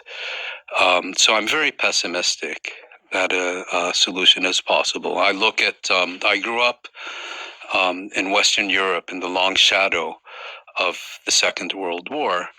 I think we can all agree that there could have been no peace in Europe had certain regimes on that continent not been removed from power. I look at Southeast Asia in the late 1970s, and I think we're all agreed that there could not have been peace in that region had the Khmer Rouge not been ousted. I look at Southern Africa during the 1990s, and I think we can all be agreed that had the white minority regimes of that ruled Zimbabwe and South Africa not been dismantled, there could not have been peace in that region. And although I think it's worth having a discussion, I do think it's now a legitimate question to ask, can there be peace without dismantling the Zionist regime? And I make a very clear distinction between the Israeli state and its institutions on the one hand, and the Israeli people, who I think, regardless of our discussion about the history, I think you can now talk about an Israeli people and a people that have developed rights over time, and a formula for peaceful coexistence with them will need to be found, which is a separate matter from dismantling the Israeli state and its institutions. And again, I haven't reached clear conclusions about this, except to say, as a practical matter, I think a two-state settlement remains feasible, but I think there are very legitimate questions about its desirability and about whether peace can be achieved in the Middle East with the persistence of an irrational, genocidal, apartheid regime, particularly because Israeli society is beginning to develop many extremely distasteful, supremacist, dehumanizing aspects that I think also stand in the way of coexistence that are being fed by this regime. So if you look back into history, when we're closest to peace, and do you draw any hope from any of them? I feel like in 2000, I feel like the deal that was present, at least at the end of the Taba summit, I think in terms of what Israel, I think, had the appetite to give and what the Palestinians would have gotten would have definitely been the most agreeable between the two parties. I don't know if in 73, I'm not sure if the appetite would have ever been there for the Arab states to negotiate alongside the Palestinians. I know that in Jordan, there was no love for the Palestinians after, 1970, after Black September. I know that Sadat had no love for the Palestinians due to their association with the Muslim Brotherhood, attempted assassinations in Egypt. Sorry, which? PLO and the Muslim Brotherhood? Sadat was upset because there were attempted assassinations by people an assassination. It was a personal friend of his, Yusuf al-Sibai. I can't pronounce that. He was assassinated in Cyprus by a Palestinian. He was killed by the Abu Nidal organization. Sure, yeah. Admittedly, yeah, he says as much, belongs to a splinter group, not the PLO directly, but I think that there was a history of the Palestinians sometimes fighting with their neighboring states that were hosting them if they weren't getting the political concessions they wanted. The assassination of the Jordanian king in 51 might be another example of that in Jordan. It feels like over a long period of time, it feels like the Palestinians have been kind of told from the neighboring Arab states that if they just continue to enact violence, whether in Israel or abroad, that eventually a state will materialize somehow. I don't think it's gotten them any closer to a state. If anything, I think it's taken them farther and farther and farther away from one. And I think as long as the hyperbolic language is continually employed internationally, the idea that Israel is committing a genocide, the idea that there is an apartheid, the idea that they live in a concentration camp, all of these words, I think, further the narrative for the Palestinians that Israel is an evil state that needs to be dismantled. You said as much about the institution, at least, of the Zionist government. Israel's government is probably not going anywhere. All of the other surrounding Arab states have accepted that, or at least most of them down in the Gulf, Egypt and Jordan, have accepted that. The Palestinians need to accept it too. The Israeli state or the state apparatus is not going anywhere, and at some point they need to realize, like, hey, we need a leader that's going to come out and represent us, represent all of us, is willing to take political risks, is willing to negotiate some lasting peace for us. And it's not going to be the international community or some invocation of international law or some invocation of morality or justice that's going to extricate us from this conflict. It's going to take some actual difficult political maneuvering on the ground. Of accepting Israel. Of accepting Israel, which yeah. they formally did in 1993. Which they formally did in 1993, yeah, but then no lasting peace came after that in 2000. No, because 1993 was not a peace agreement. Sure, the Oslo Accords were an didn't interim have a final solution. Were an interim agreement, and Palestinians actually began clamoring for commencing the permanent status resolutions on schedule, and the Israelis kept delaying them. In fact, they only began, I believe, in '99. Under American pressure on the Israelis. And I think you're being a bit one-sided. Both sides didn't fulfill the promise of Oslo and the steps needed for Oslo. There was Palestinian terrorism, which accompanied Israel's expansion of settlements and other things. The two things fed each other and led to... Those aren't violent. But it's part of maintaining. It's the continual putting off of negotiating any solution. They've negotiated. As in when Arafat takes 10 days to respond. When Arafat takes 10 days to respond, and all over the world to go and visit his friends. Yes, I think but putting the conflict off indefinitely. They accepted 2 states in 1975. Brace Why yourself. didn't they accept the Camp Summit then? That's 50 years ago. That's a half century ago. No, they didn't accept the 2-state solution. He quoted a very good article. You can quote Arafat talking about how he's lying and he's just going to use in 94 and in 95 when he's making trips around the world, how he just wants to use it as the starting ground. I'm sorry, I get talk slow. You can watch YouTube video and slow it down to 0.5 speed if you don't understand what I'm saying. Let me. There's a very lengthy history of Israeli-Palestinian negotiations. You want to deny that those negotiations took place, where it feels like there was a good faith effort, where there was a good faith effort, where it was a good faith effort. We have a written record. With all due respect, we have a written record, Mr. Pop Historian, you can't even read the written records. I don't know why you're referring to it. Excuse me? I just said there are 15,000 pages on Annapolis. And I'm sure you cherry-picked your favorite quote from all of them, okay? That's great.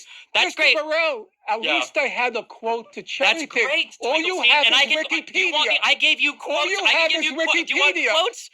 Find me the information that shows the Palestinian cause has been furthered by any international law. You can't do it. I think the problem is different. Okay, you want to say the Palestinians were only fighting, and then when I point out they've also gone to the court and the UN, say, well, all they do then is these things, and you say they should be negotiating, and I demonstrate that there was a lengthy record of negotiations. Said, yeah, but they didn't go in good faith. Again, you're placing the hamster in the wheel and telling him if he runs fast enough, maybe one day he'll get out of the cage. What was the best good faith negotiations on the side of If I could just finish. I think the fundamental problem here is not what the Palestinians have and haven't done. And it's perfectly legitimate to have a discussion about whether they could have been more effective. Of course they could have been more effective. Everyone could have always been more effective. The fundamental issue here is that Israel has never been prepared to concede the legitimacy of Palestinian national rights in the land of the former British Mandate of Palestine. Then how do you explain Taba Summit? How do you explain the Camp Barak David? and Olmert did. How do you explain Olmert's offer to Abbas? Yeah. Of Palestinian demands. This is but they didn't want to give the Palestinians all of Palestine. That's all. No, all of Palestine. All of Palestine. You mean all of the occupied territories? No. You're talking about all of Palestine. Wait, what is the occupied? What is the occupied territories? The occupied territories. All of Israel. The occupied territories are those powers in Israel when you should be taking care of your.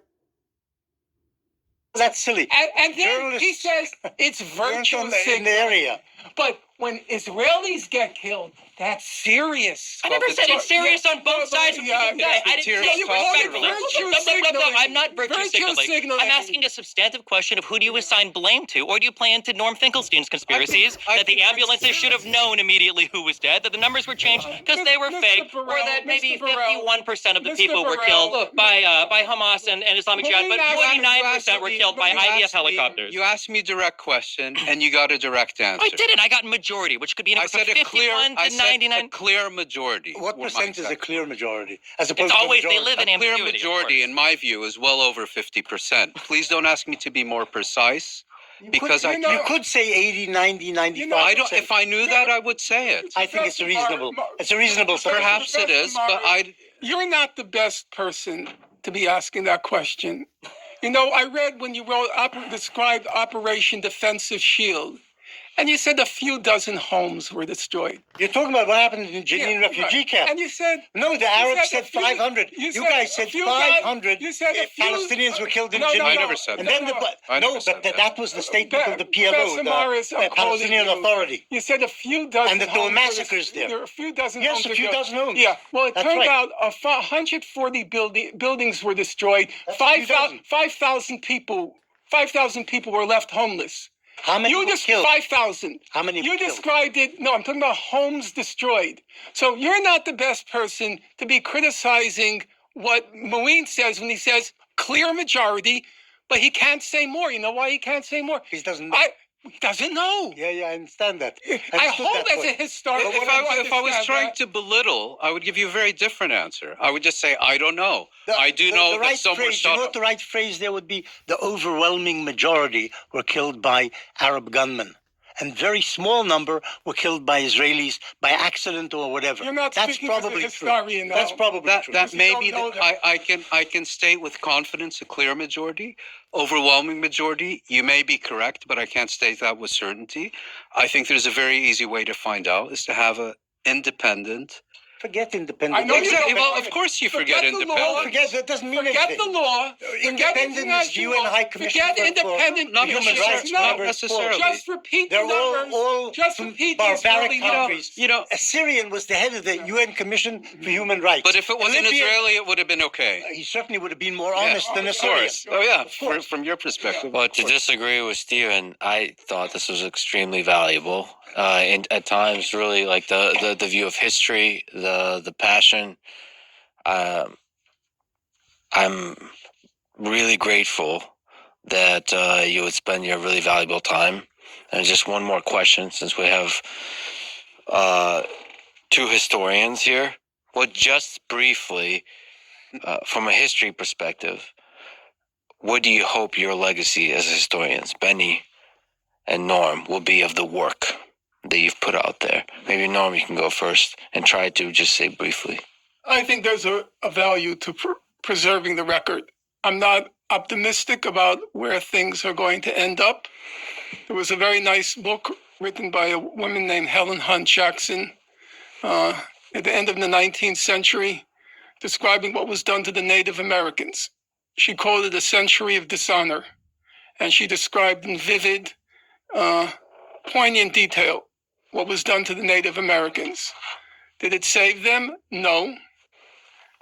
Did it help them? Probably not. Did it preserve their memory? Yes, and I think there's a value to that. You know, there was a famous film by Sergei Eisenstein. It was either Battleship Potemkin or Mother, I can't remember which one. The last scene was the Tsar's troops mowing down all the Russian people. He pans the scene. Not all the Russian people, just a few. Yeah, well, he pans the massacre. But he could have killed a lot more.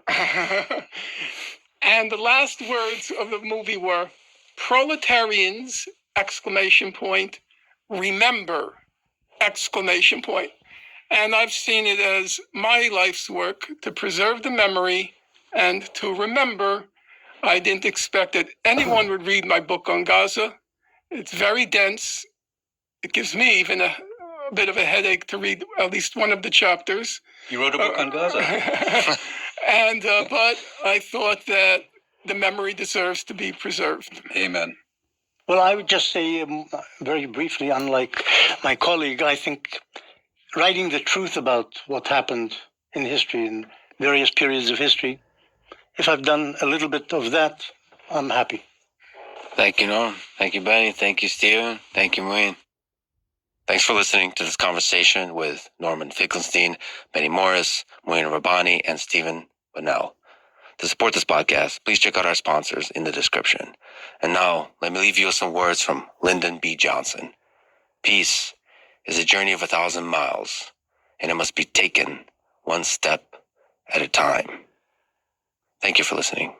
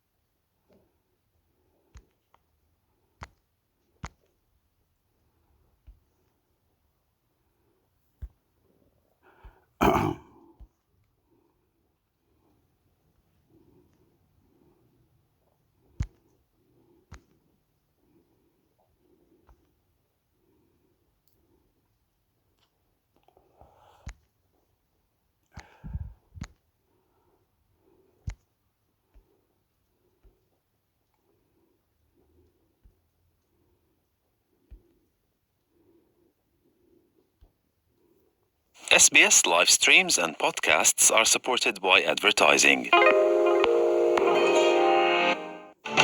Stay up to date with podcasts from SBS News. If you're short on time, SBS News Updates gives you just the latest headlines. SBS News in controversy.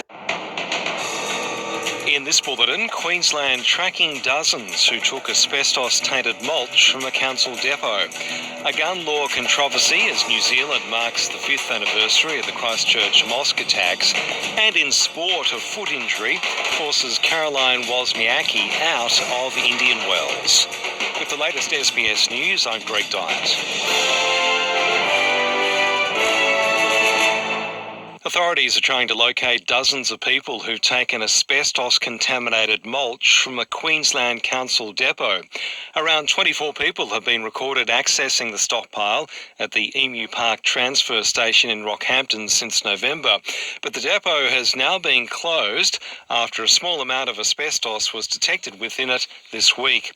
Livingston Shire Council CEO Cale Dendall says certified asbestos removalists are being brought in to dispose of the entire stockpile. The CSIRO has called for the country's political leaders to refrain from disparaging science following criticism from Peter Dutton about the agency's lack of support for the coalition's nuclear energy policy.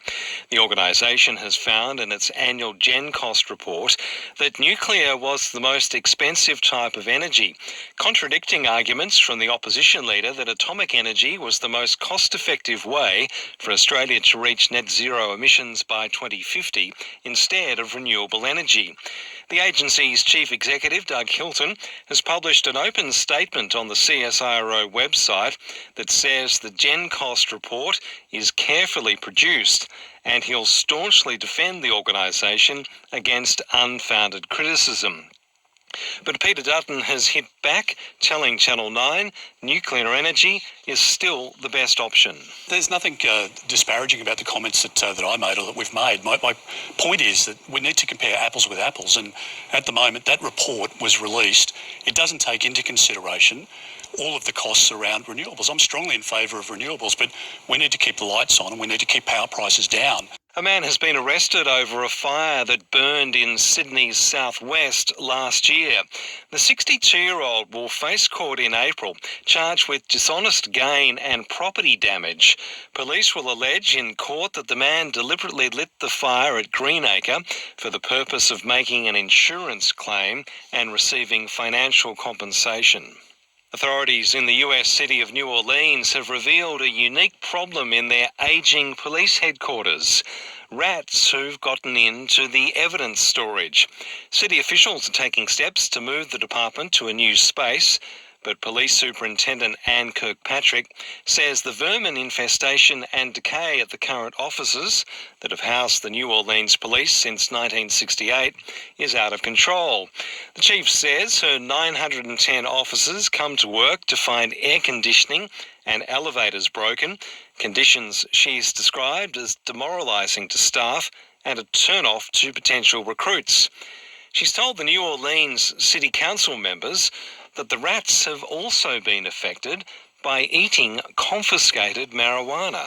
That is not valuing your people. In the evidence property room that you took a tour of, I stopped you and I said, Councilmember, come back. I want you to see the tray of all of the roaches. Major rodents on the floor, the cockroaches, the rats eating our marijuana. They're all high. In tennis, top seed Iga Swiatek has reached the semi-finals at Indian Wells after the retirement of former world number one Caroline Wozniacki. Wozniacki has been forced out with a foot injury. I'm Greg Dyett, and that's the latest SBS News. SBS live streams and podcast. The SBS Book Club. Listen where... Questions have continued to be raised from the SBS newsroom for a tropical cyclone forming off the coast. And for the cancellation. The SBS Book Club. Listen where... Miss Howe. Good afternoon. Australia's top end racing for a tropical cyclone forming off the coast. And in sport, 3 Matildas in an embarrassing wardrobe. Miss Howe. Good afternoon from the SBS newsroom. I'm Assam Al-Ghalib.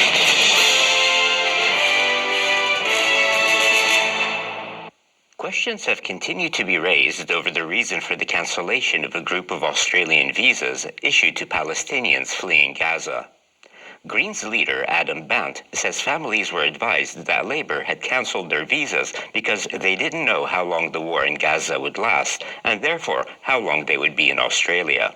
SBS News understands there are concerns about how some visa holders have passed through the Rafah crossing to Egypt, and that has caused complications for their applications. But Foreign Minister Penny Wong has defended the visa system. I know this is an incredibly distressing time for Australians with extended family members in Gaza. I want to emphasise that we have successfully assisted the vast majority of Australian citizens, permanent residents and immediate family members wanting to leave Gaza. And Australian officials have worked very hard to ensure that occurs. As I've previously said, all visa applicants undergo security checks and are subject to ongoing security assessments. A charity ship carrying aid for the besieged Gaza Strip has arrived at the territory's Mediterranean coast. Video released by the World Central Kitchen Group shows aid being unloaded from a barge from the Open Arms ship onto the Gaza shore. But there are few details on how the aid distribution will work, with UN relief agencies describing ongoing huge obstacles to getting relief supplies delivered. UNFPA representative Dominic Allen says it's hoped a ceasefire will help the situation. This is so catastrophic. The whole population is impacted by this. So whilst we can try and bring some light amidst the very dark, huge amounts of darkness, we have to continue to hope for the success of a ceasefire coming through, and then additional conditions that would need to be in place to be able to get assistance and aid to the people that need it the most. Australia's top end is bracing for severe weather as a second cyclone in as many months forms over the eastern coast. The weather system is currently a tropical low lying near the eastern coast of the Northern Territory, with a monsoon to the north that is moving towards the Gulf of Carpentaria. Angus Hines from the Bureau of Meteorology says there's a strong chance it will become more powerful. Once it gets over these warm waters in the Gulf, we anticipate intensification and strengthening of this tropical low. We'll start to see strong winds and heavy rain across northern parts of Queensland, all through Gulf country here and parts of the eastern top end, and that could continue into the weekend.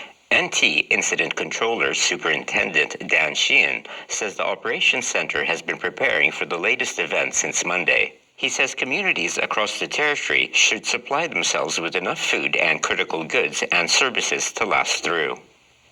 Housing organizations have raised the alarm over what they say is a worrying trend in youth homelessness.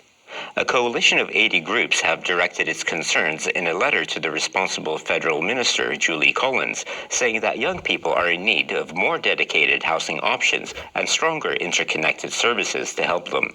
New South Wales and Victoria have recorded the highest numbers seeking help, followed by Queensland, South Australia, and Western Australia.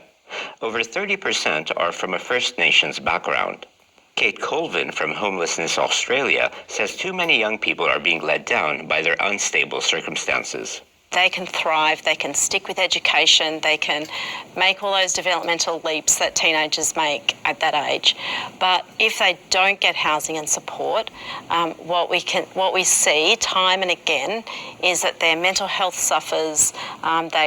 They disconnect with education. They say the Ford Falcon also crashed into a pole and caught fire. Again, is that their mental health suffers. They disconnect with education, they become long-term unemployed, and they end up living a lifetime of disadvantage. 2 people have been injured by a car that caught fire after it crashed into a pole in the New South Wales Hunter region. The 20-year-old woman and 14-year-old girl have been taken to John Hunter Hospital in a serious condition with pelvic and leg injuries.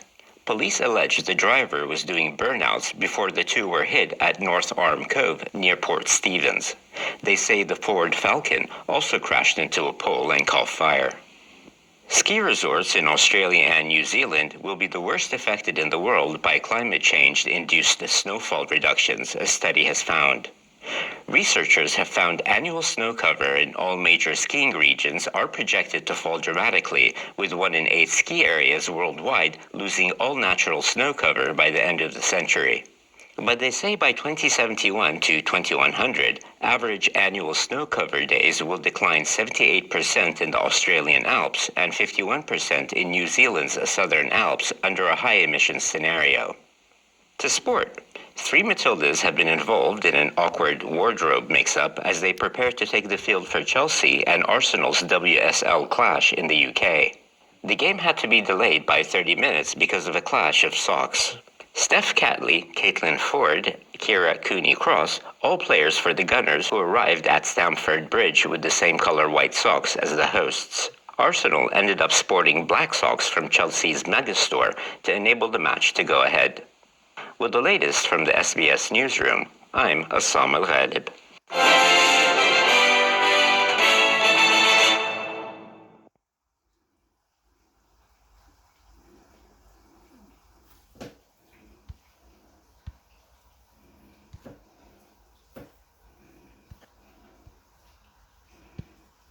SBS live streams and podcasts. Says 1/3 of children under 2 facing acute malnutrition in Gaza. And in sport, the Cowboys defeat the Knights in a stunning comeback. Good morning from the SBS Newsroom. I'm Assam Al-Ghalib.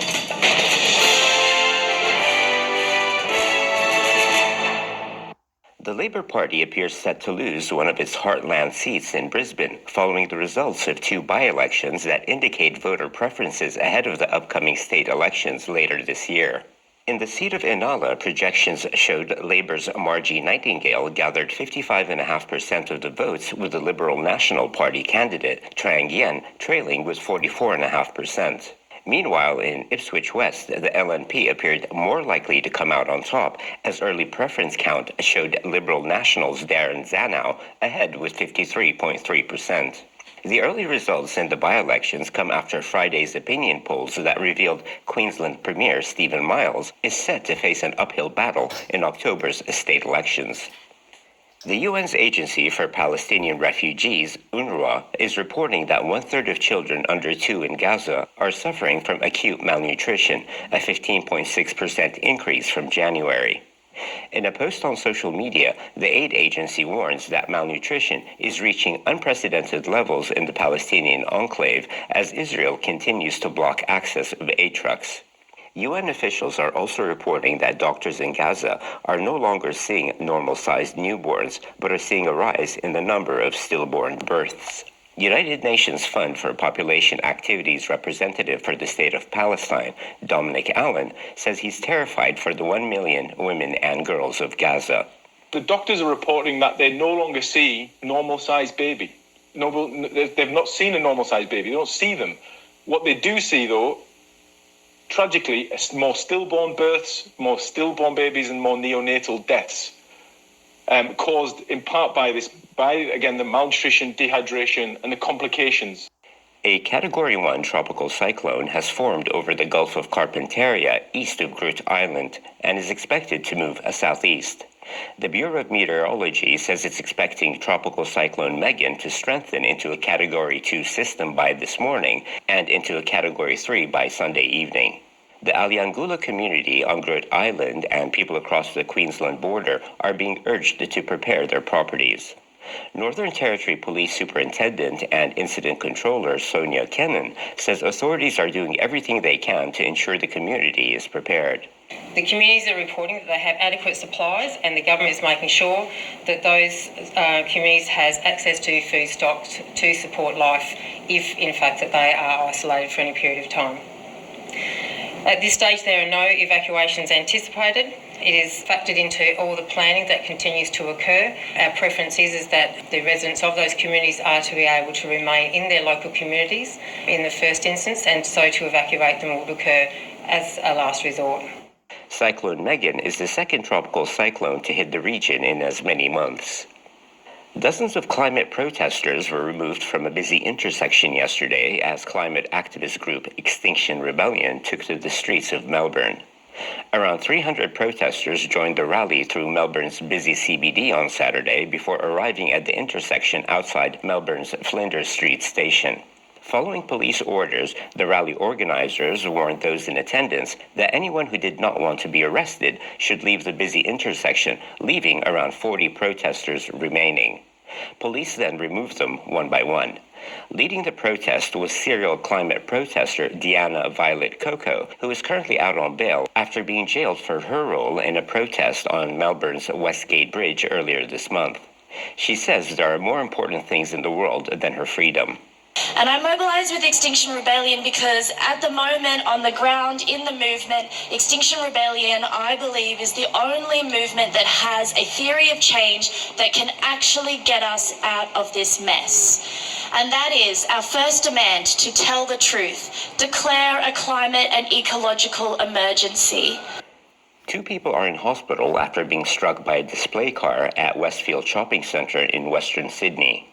New South Wales police say a teenager was sitting in the SUV when it accelerated forward and hit a glass panel before reversing into a department store. A man in his 50s has suffered minor head injuries and another in his 30s has suffered chest injuries, but were taken to hospital in a stable condition. Police say officers spoke to a 14-year-old boy who later left with a family member. SafeWork New South Wales is investigating and a crime scene has been set up. To rugby league now.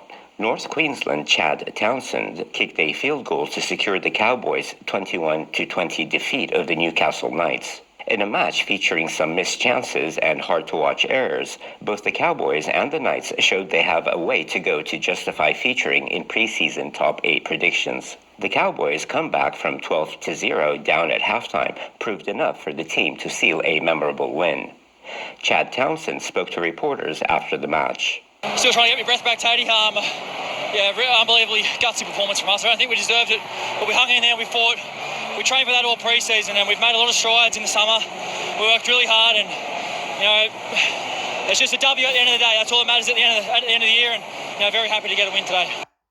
With the latest from the SBS Newsroom, I'm Assam Al-Ghalib.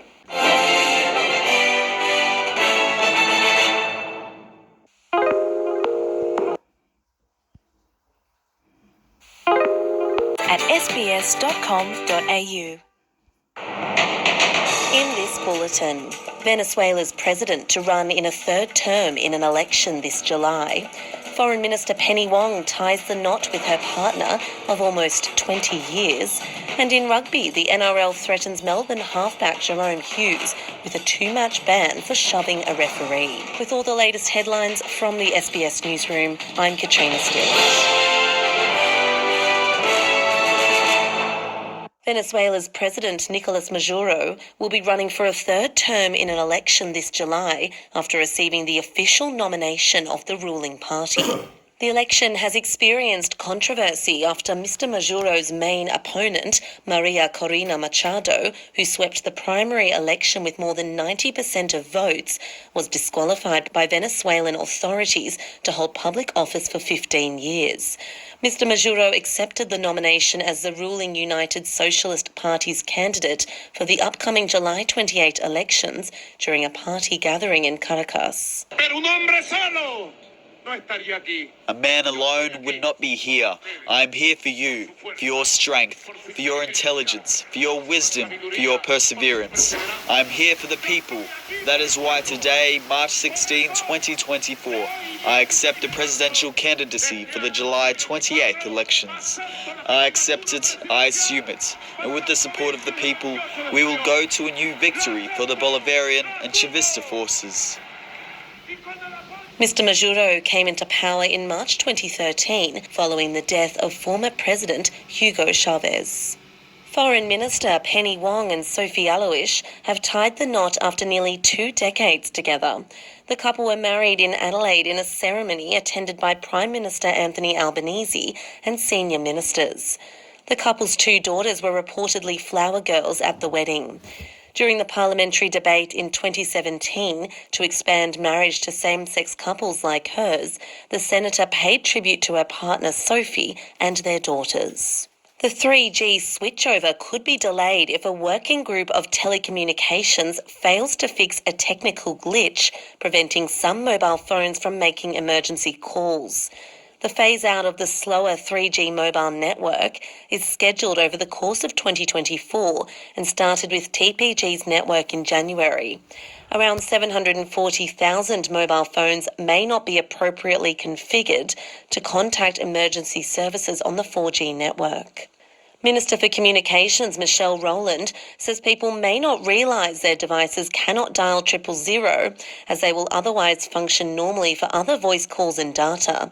Ms Rowland has established a working group as part of tackling the issue. I have therefore established a working group of the carriers with my department as observer to provide regular updates going forward and to have a much more coordinated plan about how this information is going to be communicated to Australian consumers, and also to ensure that all efforts are aligned to provide the most critical part of this service, which is access to 000 in any circumstance. 2 people were killed and 3 wounded in a Ukrainian missile strike on the Russian border city of Belgorod as Russian citizens vote in a 3-day presidential election. Russian President Vladimir Putin doesn't have major competition in the vote after 2 opposition candidates were barred from running. Governor of Russia's Belgorod region, Vyacheslav Gladkov, says schools and shopping centres would be closed for safety reasons. Today is the main moment of truth in our modern post-Soviet history. The fate of Russia, the Russian world, Russian civilization depends on how things will go on today, including events during the saintly and noble special military operation, we hope will end this year. We will do everything possible and impossible to achieve this.